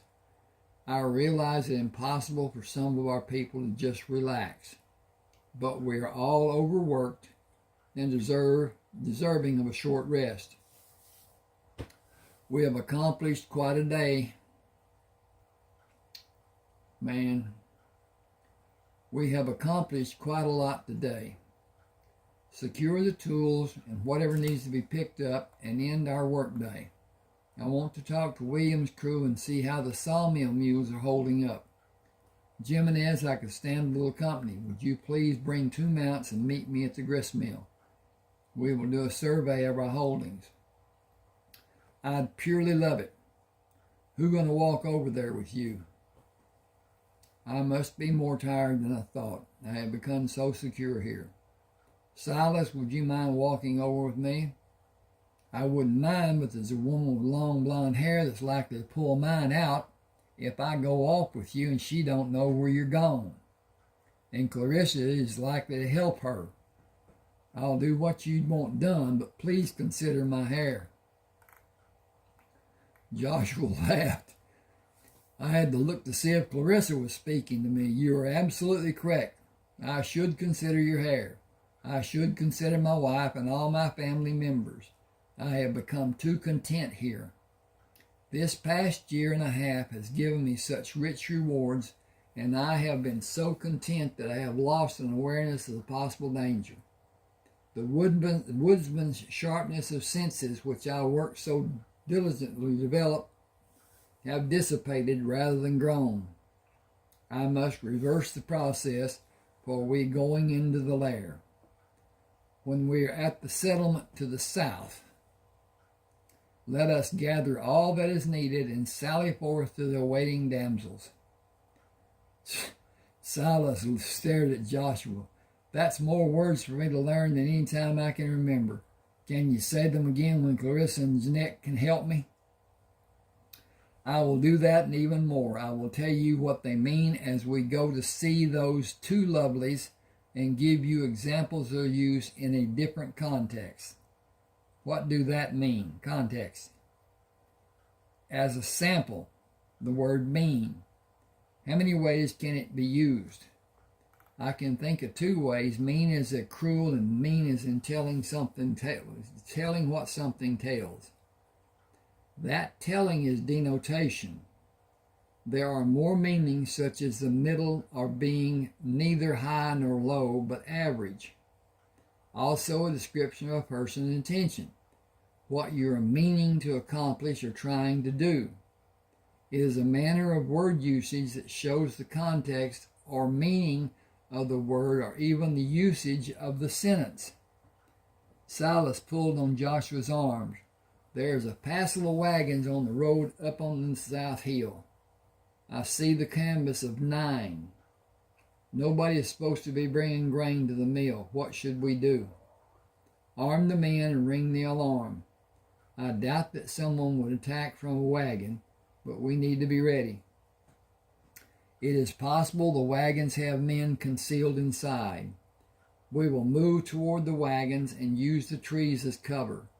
Bring all the men who are supposed to come and be certain the others have been given the signal so they alert for an attack. Quickly now. It is probably someone who has not made contact with us or just traveling through, and perhaps they are lost. We will be ready no matter what. The guards have not made an alarm to warn us, so I believe the wagons just arrived. Taylor and James are already coming to the trees, and they have fired a warning. They have not fired a warning. It must be that the travelers seem to be friendly. For safety, act as though they are not. Ringing an iron tire suspended by 2 chains sounded the alarm surrounded. I must be tired. I'm going to look at this for a second, see what's what. And so I got a few minutes. Okay. Trying to make this, and people have asked for longer videos so they can clean house and do their chores and do whatever and have their phone nearby or possibly their earbud, and I think they can get 30 feet away from it or something like that, and the earbud will still work. So at any rate, they want them longer, and I'm trying to be adapted, I guess you'd say. And at any rate, this has not reached the time that I had considered to do yet. But at any rate, Joshua shouted as the man drew near the line of trees, "What is your business?" "We have corn and wheat to be milled. We came from southwest of here. We were told you had a grist mill and could help us. We've been grinding by hand. It's hard labor. We were told you needed hogs and had brought 8 pregnant sows to trade with some cows and a Hereford bull. You have other things we would trade for, and we have 2 wagons loaded with salt. You make a revolving pistol that could be a lifesaver for us. We come in peace and only wish to trade. I need to change that because that wish only to trade doesn't work. Only wish to trade. Dink, dink, dink, dink, dink. Wop, wop, wop, wop, wop. Okay. We came in peace and only wish to trade. I had that backward. Okay. Hit that button, hit that button, hit that button. And it got saved. Joshua moved out of the trees. You understand the need I have to protect my people. Ride to the wagons and back here as quickly as you like. Tell each person driving the wagon to open the canvas on each side so we're able to see inside and move 1 wagon at a time down the lane. The next wagon will move only after the preceding wagon has moved halfway down the lane. Anything else will have a terrible outcome. You will have your weapons. We will have your weapons while you're here. Do you understand? I would be as cautious as you. Yes, I understand, and I will tell our people, as I have told them many times while we have sat around night fires, no show of hostility or you will shoot. Aside from the people in the wagon, there are others on horseback. Those on horseback will come as a single after the wagons have passed, unless the father of the people driving the wagons is on horseback. He will be allowed to come with them. Put the cattle in the pasture with your horses. We will construct pens for the sows. Leave them in the cages until they are built. The animals be kept away from our animals for a length of time. Go ahead and be welcome if you come in peace. He started turning the horse and stopped. Every gun within range leveled on him. He raised one hand and looked back. Is it true that you make cheese? Get your company settled and we will talk tomorrow, and yes, we make cheese. I haven't tasted cheese in almost 10 years. The wagons were built for draft with higher sides and shorter bows than a regular wagon. A man and 2 women sat on the seat of the first wagon as it and the man on horseback approached Joshua. I am Clyde Harris. He indicated the people in the wagon. This is Jason Gooding and his wife, and my wife Janet is with them. Our 4 sons are driving the next 4 wagons. One of the wagons belongs to Jason, and the other 3 are mine. Every wagon has at least 3 people riding, at least 2 people riding horses with it. Most of the older boys on horseback are herding the cattle. I am Joshua Crammer. How many wagons in your company? 28. That is more than 100 people. We didn't leave our homes unguarded. Our settlement has more than 200 people. We have needs that you may be able to help us with. Anyway, we felt it would be safer with a large number making the trip. We will camp separate from you and have our own food. 20 of the wagons are loaded with grain. Joshua said, you will need to move the wagons to the grass in front of this tree line. Sheep have been in the pasture until recently, and grass is short. The horses will require grass, and you will put them across the lane in the next pasture that fronts the road. There are guards, but I want 4 or 5 of your grown men with your horses at all times. The others will stay with the wagons. No individual is allowed into our compound unaccompanied.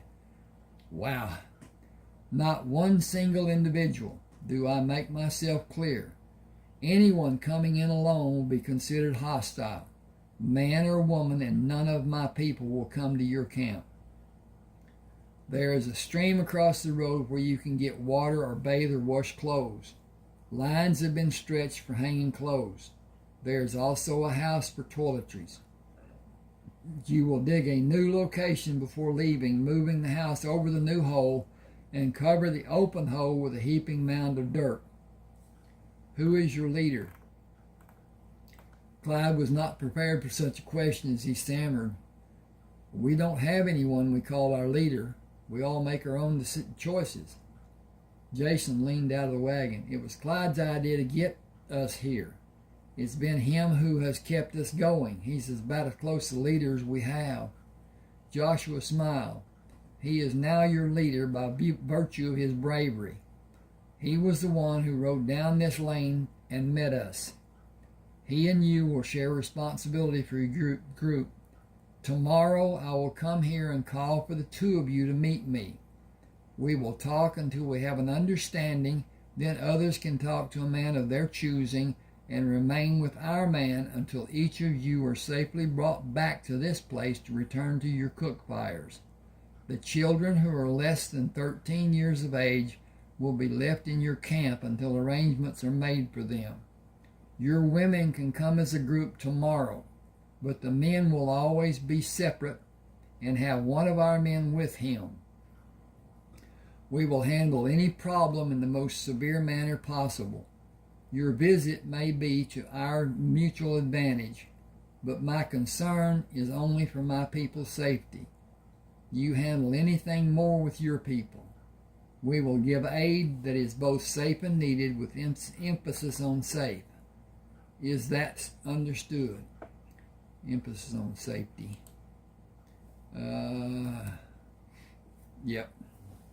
That's not right. They don't spell safety that way.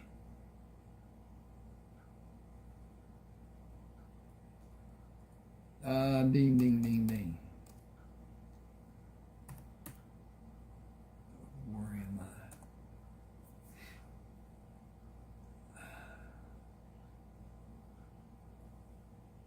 Okay. I messed this up. Oh. Okay. Is that understood?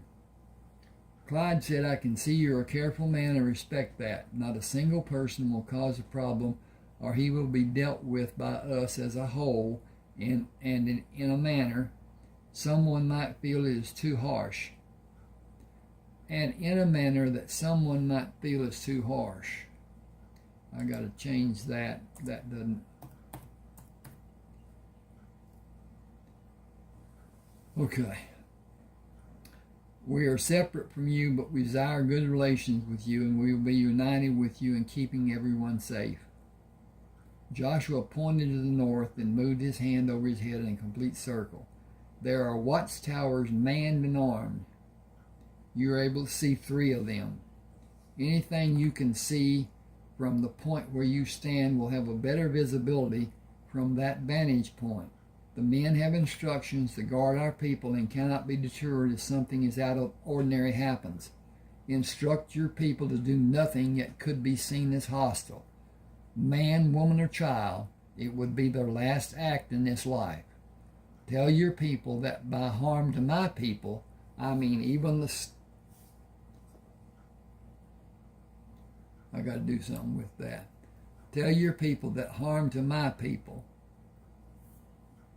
I mean even the slightest harm, and that should have another. Okay. And I have only one course of action. It will be swift and it will be final. Joshua turned his back and walked 3 steps, returning back to them. There exists in our midst a number of white people and a number of black people. They are all my family. If there is one soul who does not respect that, all of you can leave now. We all knew about your family. We all knew what your family was before deciding to come here. Our group is mixed, the same as yours. We have people from different parts of the world. There are 9 Negro women and 5 Negro men in our company. They are wishful to have husbands and wives and husbands. Joshua spoke firmly. The only way that can happen is if they stay here and join us to live. My people do not leave here to become a slave or be sold. It is the only stipulation I insist on, and I insist I do. I have bills of sale for all my Negroes, and yet they are all free to make their own decisions. None will leave the safety of the protection that is afforded them here. Dire slavery is just across the rivers which border this land. The slaves there are held with little concern except profit the slave master can turn. Get settled in and stack your guns here on the oilcloth. We will cover them with another oilcloth to protect them. They will remain charged to fire and in an emergency. You will have ample opportunity to retrieve them. Have no fear about their safety from a threat outside of our protection, as no army in this world has the type of firepower which we possess. You spoke of a revolving cylinder pistol. Each person who can handle a gun has two or more at their disposal, which others strategically located with others. You will see cannon located around the compound. There are others that are not readily visible. Our few against many outsiders would not be a contest, and we are always on guard. It is our way of life. It is what has kept us alive. I must ask if anyone in your company has been ill in the last year. None that I know about. Sickness is a concern for us also. Still, I'll ask. Can I see one of your guns? I sure do want one. We have all the iron ore that you could possibly ever want, and we can bring you elements to make gunpowder. We just don't know how to make it safely.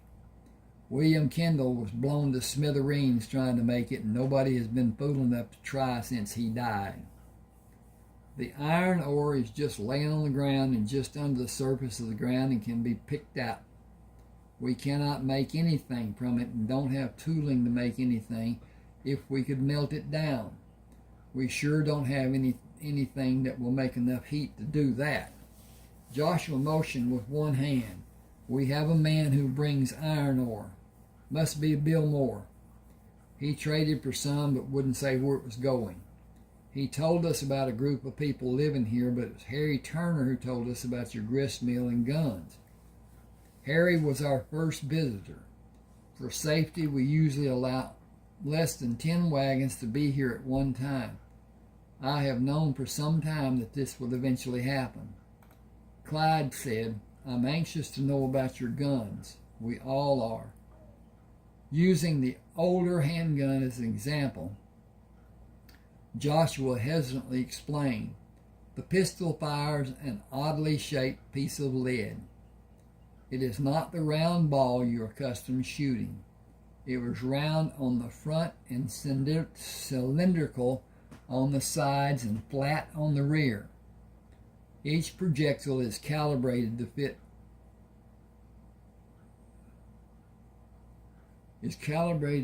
pass through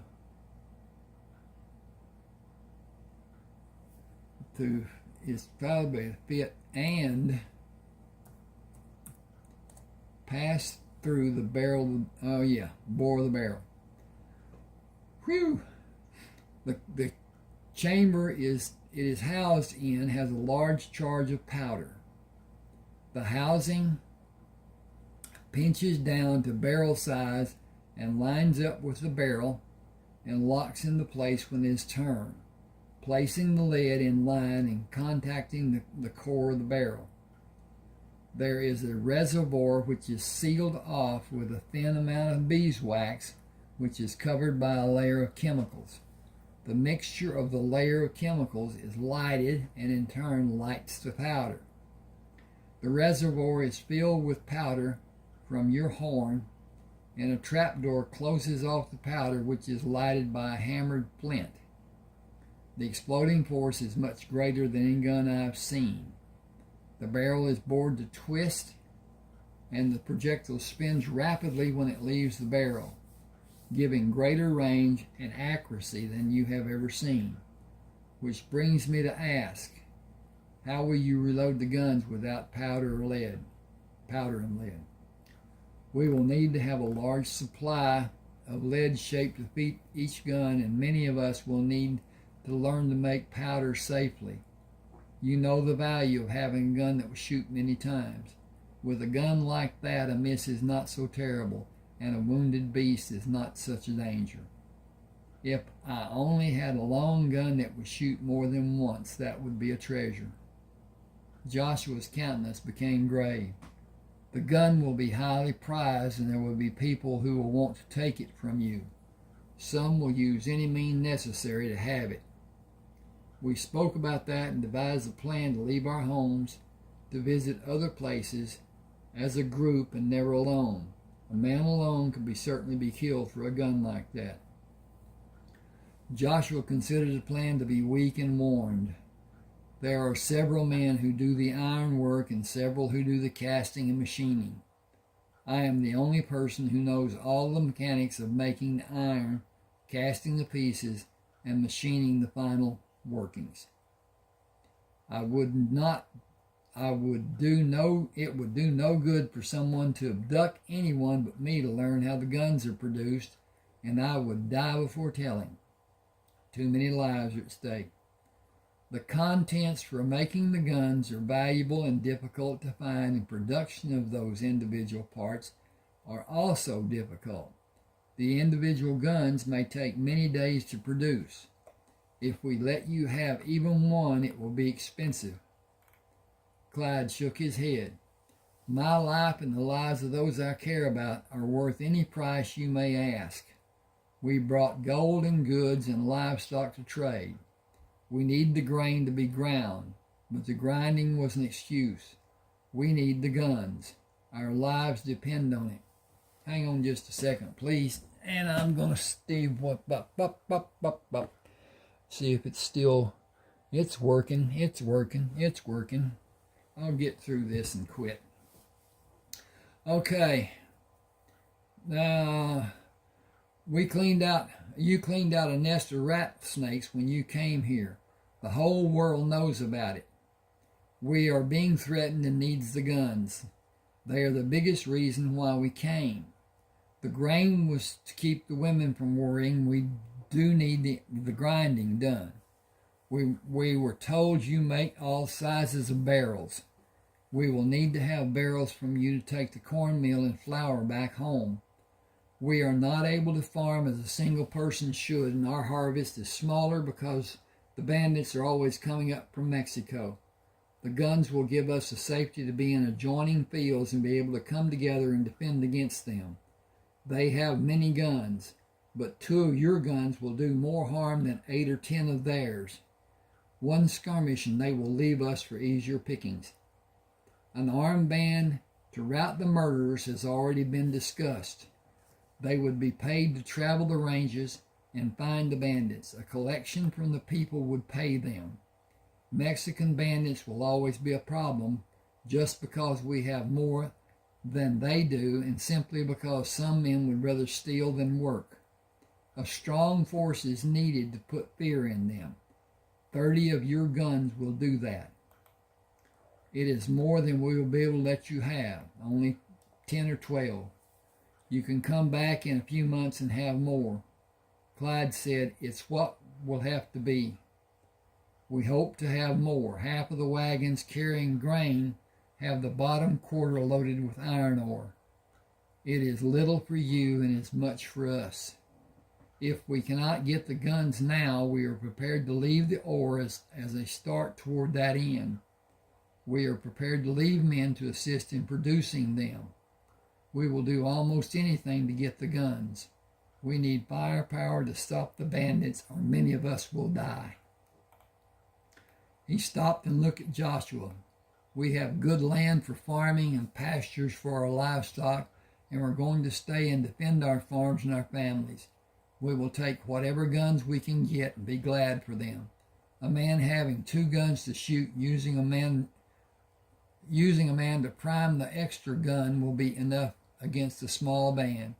The bands have become larger and braver.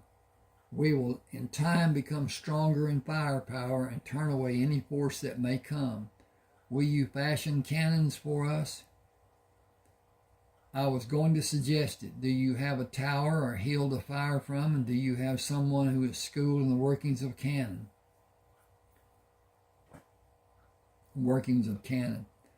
3 old sea dogs who are aboard ships of the line. They are some of those who would stay and help with the blacksmithing and bring the artillery to us when it is completed. 3 of the Negroes are blacksmiths. Joshua turned to Jimenez. Come with me and let the others stay here until the people are settled. Silas, see the collection and care of their weapons. Ezra, post pairs for guards. After the people are settled, and then come in.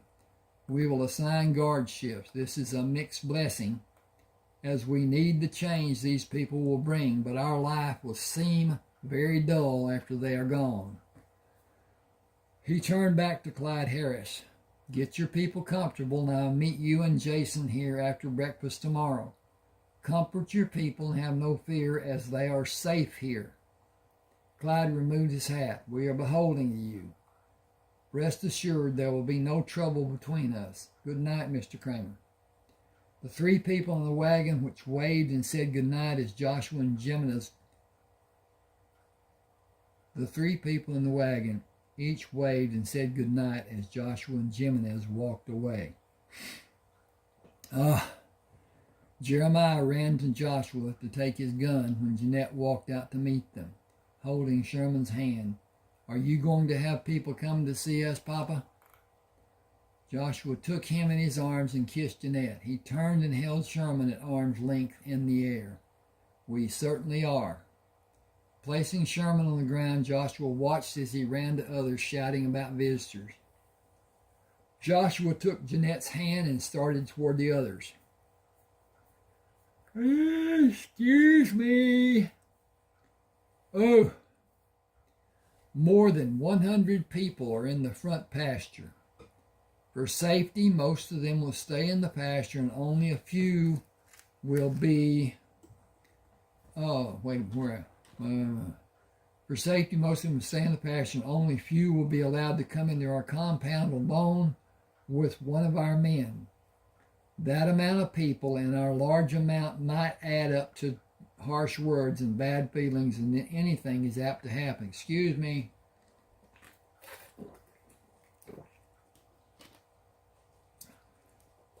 I said I would allow the women to come in as a body, but I felt it was best to shelter all of you from the men.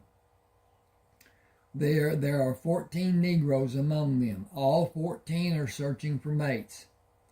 3 of them are blacksmiths.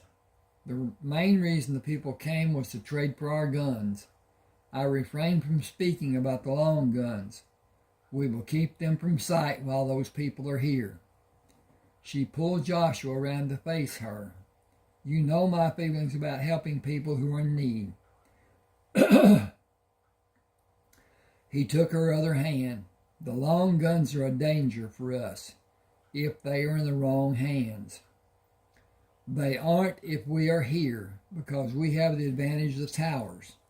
The only advantage they give is the great distance they shoot, and they need to be supported to have accuracy. Anything less than their length makes them a burden. True, but we will not always be here. We must sell the timber products and whatever extra we have, and that means we will travel. We're going to let them have different size cannons. They will be a strong threat to a large group that is tightly bunched. It is all we can safely do. She persisted.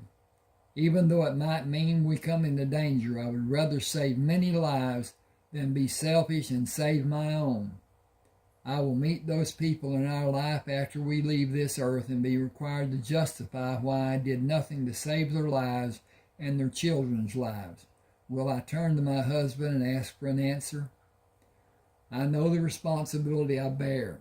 Who will I answer to when the great book is open? The people I wronged, or if I do not allow the purchase of weapons, or my own people for allowing the weapons to be used on them? I conceived the monsters. I sought the material to form them. I alone bear the guilt of commission and omission. We will have the evening meal, and then a council with the people who are at the tables, and then those who come in for a late meal. We will let all of the people voice their opinion. I will still bear the guilt in the final outcome as head of our house. Excuse me. Will you stand with me and make it our decision and not mine alone? Jeanette was firm. I will, but let us put it before the whole group and see what each have to say. Then you and I will bear the guilt by making the final decision for us and all our people. He said, I will do that, but only after everyone understands the grave danger of allowing dishonest people the possession of our guns. There was much talk at the tables about the visiting people. Joshua ate lightly and then stood and walked around the tables. We have a decision to make. The new arrivals want guns to defend their homes. It is an admirable endeavor and one that I applaud, while I wonder if that is all they want to do. The founding fathers of the United States some 50-odd years ago were upset about taxes levied on the people by the British government. It turned from protest to war, with many people being killed. If either side had been able to use the weapons we have, it would have been a one-sided fight, and it would have been short-lived. Neither side thought to have smaller cannons to have an easily handled weapon. Neither side had handguns that would shoot more than once. Neither side had guns with a twisting bored-out barrel that shot as accurate as our guns. Many men were killed when another man was the original target, because the old guns shot in a truly inaccurate manner and at inaccurate distances. Even the smallest amount of wind caused the shot to falter or stray from its original path. The people who are camped across the tree line want our guns. Should we let them have more than just a few handguns and keep the long guns hidden from their sight?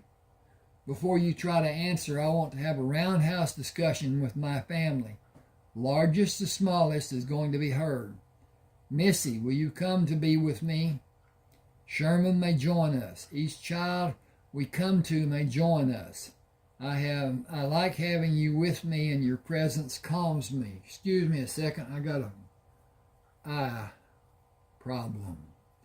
Okay. We're going to walk slowly. We're going to walk slowly. We're going to walk around my beloved people, and when we are finished, the largest down to the smallest will have as much understanding as we being a group can impart. When the others have finished their meal, we will reenact this scene, and any of you who want to join the second group have my permission. There's always the danger of our guns being turned on us. It is always the danger that one of our guns could cause the death of a person or our family be blamed for the death, and vengeance needs satisfaction. Vengeance in that case is defined as vindication. A person needing to kill those responsible to satisfy the dead person. Hang with me just a second. It could be that the guns will be taken from those we allow to have them, and the new possessors. I thought processors. The new possessors will come here to gain more guns. We would all be in very grave danger. We use our guns for hunting and defense. We will defend ourselves and our property. We have not had reason to do that, and hopefully we never will. But we must always be prepared.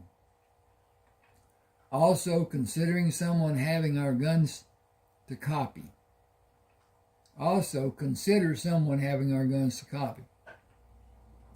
We are the only ones possessing the ability to make the individual guns. If we allow others to have the guns and reproduce them, it increases the threat to our safety. With those thoughts in your mind, we come to the plight of our visitors. Bandits are coming against them. Most of them are Mexican. The people want our guns to ward off their attacks. At least that is what they told me. I have no reason to not believe what they say is true. I have no reason to believe what they say. is true. Just a minute. I have no reason to not believe what they say is true. I have no reason to believe I have no reason to believe what they say is true. Okay. I have no reason to not believe what they say is true. I have no reason to believe what they say is true. Missy stopped in front of. Yes, Missy, I made what seems to be conflicting statements. And I'm glad you're listening, as others most certainly were. I have no reason to believe anything. Not pro or con, or for or against, or yes or no. Whereas if I believe and do not think for myself, it is myself I am fooling, and the person trying to lead me astray has no hard labor to make me believe. I would rather make that person trap himself by delving into the story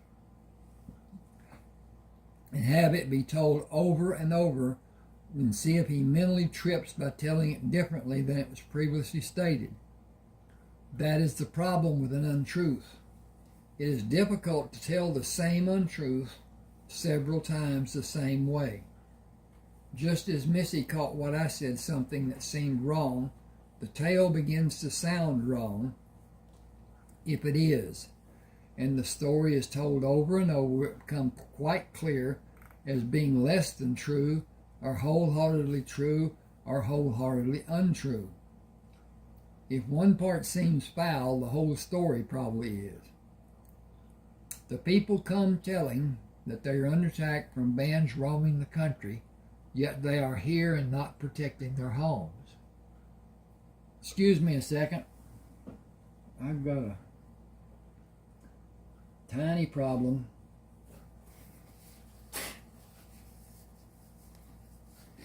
Okay, I'm about to end this. I'm going to get through this part and then I will. Perhaps the people left behind are such numbers that they can hold off a small band of dishonest men. Perhaps the people who come here are concerned that the numbers will eventually not be enough as the bands become larger and braver and better armed. It is not known to us what is true. We must assume that these people are honest, but act as if they are not. Good judgment dictates that we protect ourselves. Kindness dictates that we give all the help that may be needed. We will now address the problem so everyone may better understand the complications. We will call the short-barreled guns just guns, and the long-barrel guns that name, with the handguns that name. Jacob, how far will the gun shoot with accuracy? I'd say 1,200 paces or thereabout. Some of us can hit a target that is farther away by raising the barrel after we have sighted the target. How far will the long gun shoot with accuracy? Twice to 3 times that far and farther by raising the barrel. But to use your word, it is all predicated on the amount of powder used and how much pressure a person can bear up to with the recoil.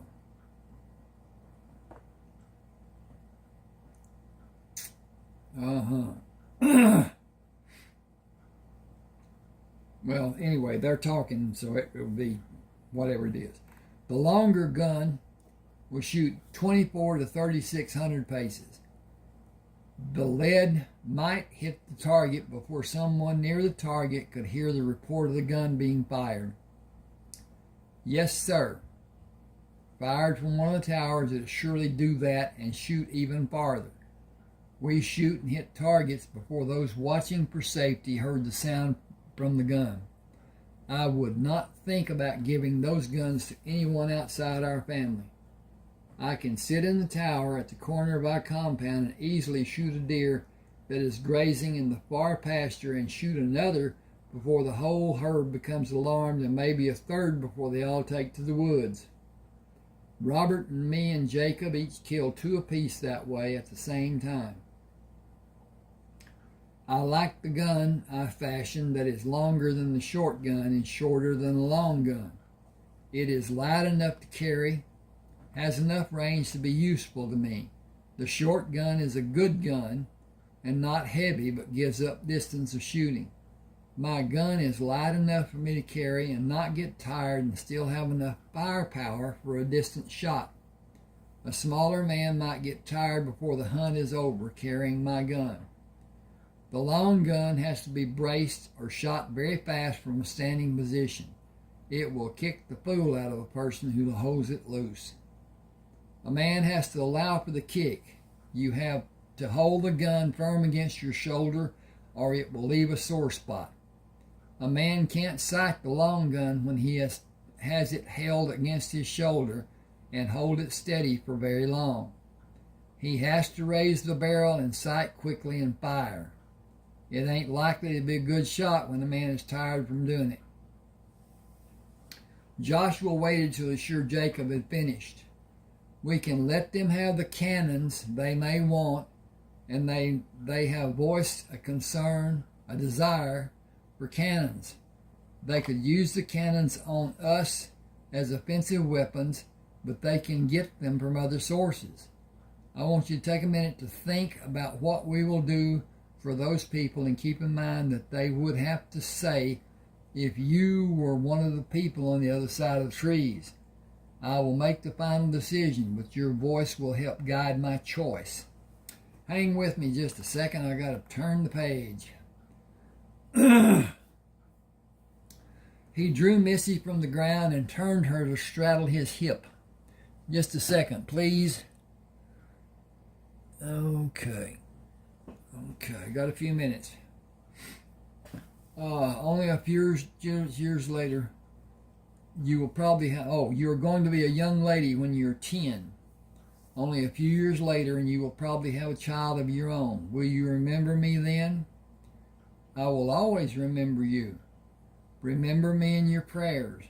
I will always remember you in my prayers. I will need them even more when I'm no longer with you.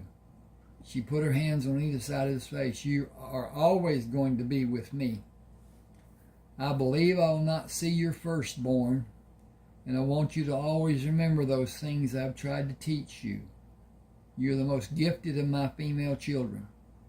Develop what you want to use most and keep your education growing. You will teach the younger children, especially Sherman and Heath. Have Ezra and Jimenez and Zeke and William help you. A strong hand will be needed for both of them after I am gone, with a mixture of kindness and understanding. William will not be able to be as kind as he would like to be with them. He will be their father figure, and they will resist him at every turn. Help him when you can. Get out of the way when you're not able to help. It may break your heart, but you must leave them to learn their lessons. Some will be brutal in your mind. Leave them and let the men teach them. I will always be with you, even though you will not see me. I will tickle the back of your neck and play with your hair. You will know I am with you. Tears filled her eyes as she hugged him and buried her face in the curve of his shoulder. Feel only happiness for me, as I will be of my loved ones who have gone on before me, and I will have all of my family eventually as they come to be with me. He pushed her away with his face and kissed her cheek and placed her on the ground. Has everyone decided what we should do? He paused and looked at each person. Before you say yes or no, consider this. What if after the bandits kill all the people in that village because we did not give them weapons, because that giving would be dangerous for us, they turn their horses and ride northeast, and what if we are the next target and we're caught off guard, or there are so many we cannot defend against them? Should we not only give those people weapons, but all the people who stand between the bandits and us? He turned and bowed to Jeanette. My beautiful wife will stand with me and address you. Jeanette handed Heath to Joshua. I have bitter news that is not related to what we were talking about. I am gaining weight. She held her hands on each side of her abdominal area, mostly here. There's another member of the Crammer clan on the way. Not now. Let that be discussed later. I wanted to tell each of you because I am so happy, and now the discussion will be serious, because life should be both joyous and serious to keep a balance. We have an obligation to keep a balance in our lives and in the lives of those around us, both close and far away. Most of you remember what was happening when you came here. Althea, come here, please. Tears came to Jeanette's eyes as she drew Althea to her, putting her arms around her in a firm embrace, and turned her to face the tables.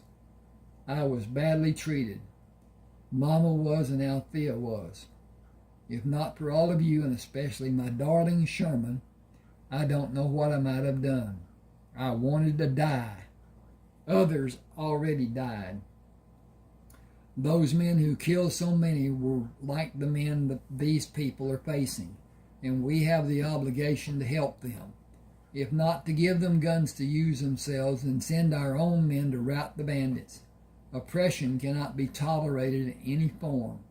I have never spoken of this, and only speak about it now to help you see what you have been given and what I have been given, and why we must give in return. Joshua sacrificed so much for each of us. Jimenez said it so many times that I will give way to him after I speak about one other thing. It was fear that someone I loved was going to be harmed that caused me to not fight but allow those men to harm me. Let wisdom guide your thinking, and stop fear from spurning your thoughts down a path of no return. Give strong thought to the price we all must pay for being human and not being like the animals. We live with danger, and those people do also. Let them be our first line of defense by giving them the means to defend themselves. Jimenez moved to Althea and Janet and embraced them. He turned to face the tables and drew himself to tower over everyone seated and standing. I've been sore used by a mean man. He be mean to me, he be mean to Clara. Joshua saved us. He done treated us like a brother and a sister since he bought us with his money. He done bought us with his love so many times since that time happened. His life been our life, and we be free 'cause he done paid for our freedom. If he'd been of a mind to chain us and beat us and treat us like them slave owners in Virginia and Ohio treat they slaves, he'd have had the right, and we would have bowed and scraped. He can do it now. Don't be afraid what kind of life we might had if and he not be the kind of man he be. I was laying in my own blood, and my master was near to shooting me. Joshua bought a near-dead man, and then bought this woman who put up with me for all these years. My children's had a grand life 'cause he be who he be. You all has a grand life 'cause he be who he be. I gonna stand in front of Joshua and stop a bullet that's aimed for him. I gonna choke the life out of anyone that raises a hand to him or his, white or another. Don't make no difference. Either way, we is all his, and I gonna keep him safe, his life, his people, and all the things he owned. I see Miss Jeanette and Joshua's talking about. Them people can stop them bandits from getting to us. Them guns might be used on us, but we're going to kill a whole passel of them first. They can talk big to us, but they got to fight sometime, and we got it all over them when the fighting starts. My say be to help what way we can, all the ways we can. I've been afeard of a lot of things in my life, but I ain't never let fear stop me. That's all I got to say. More can be said in the morning. Think on it till then, and think like it was you who's needing the guns, and think like it's you has got the last say. Now, you that's relieving the guards, go do it and stay together. Got a full moon to see by. Signal and hold quiet. Be a ghost and making no noise. Something wrong, fire a shot, and we're going to be there before the sound from the shot fades away. 1 second after you shoot, you best not be there no more. You be gone from there. We're going to handle it after that. You that's crossed the road, if something happens, move to defend them people till they get there, till we get there. But you be watchful for them too. Some of us going to be up all night. You know what the signal be if one of us come checking on you. If you don't get the signal, move away till you know what's happening. Use them trees for cover and signal for others to help. Keep safe and keep them around you safe. You got garlic for the critters. Remember and eat it. Better you be biting, for they be biting you. Be mindful of these bears and such. The two of you got 8 shots to kill anything that comes against you. Break and reload and be ready for more. We're going to pick up the casings when it be light. Keep in mind how some of us don't stand watch like you does. But we are here and ready and watching too. Now, get and come see me when you was relieved in 2 hours. As the relief guards moved away from the table, Jones took his seat. Mark my word, the whole lot be saying to give them people the guns. They knows how safe we be from bad men coming against us, and they've been taught since they was old enough to walk to show kindness and to help. They all gonna say for us to help, all of them, mark my word. William came from the sawmill and led the group who had been standing guard to the tables, taking his place across from Jimenez. What's all the talk about guns and the new people? Joshua waved his hand. Quiet, or all the men will do is talk and not eat. Tomorrow is going to be an exciting day for most of us, and we all need nourishment. I'm going to stop here because it's long. Yes, it is. And ask for your subscriptions to my channel. Hit the like button. If you want to comment, share would be a great thing to do. At any rate, the channel is building somewhat. It's not what I'd like it to be, but it is. At any rate, you got my email address and whatever, if you have a mind to. So at any rate, I'm gonna leave do a short and leave what's this is called? Something. I guess it's going to be redone on here. Okay, thanks for being with me. Uh-oh. The hell of it. Oh.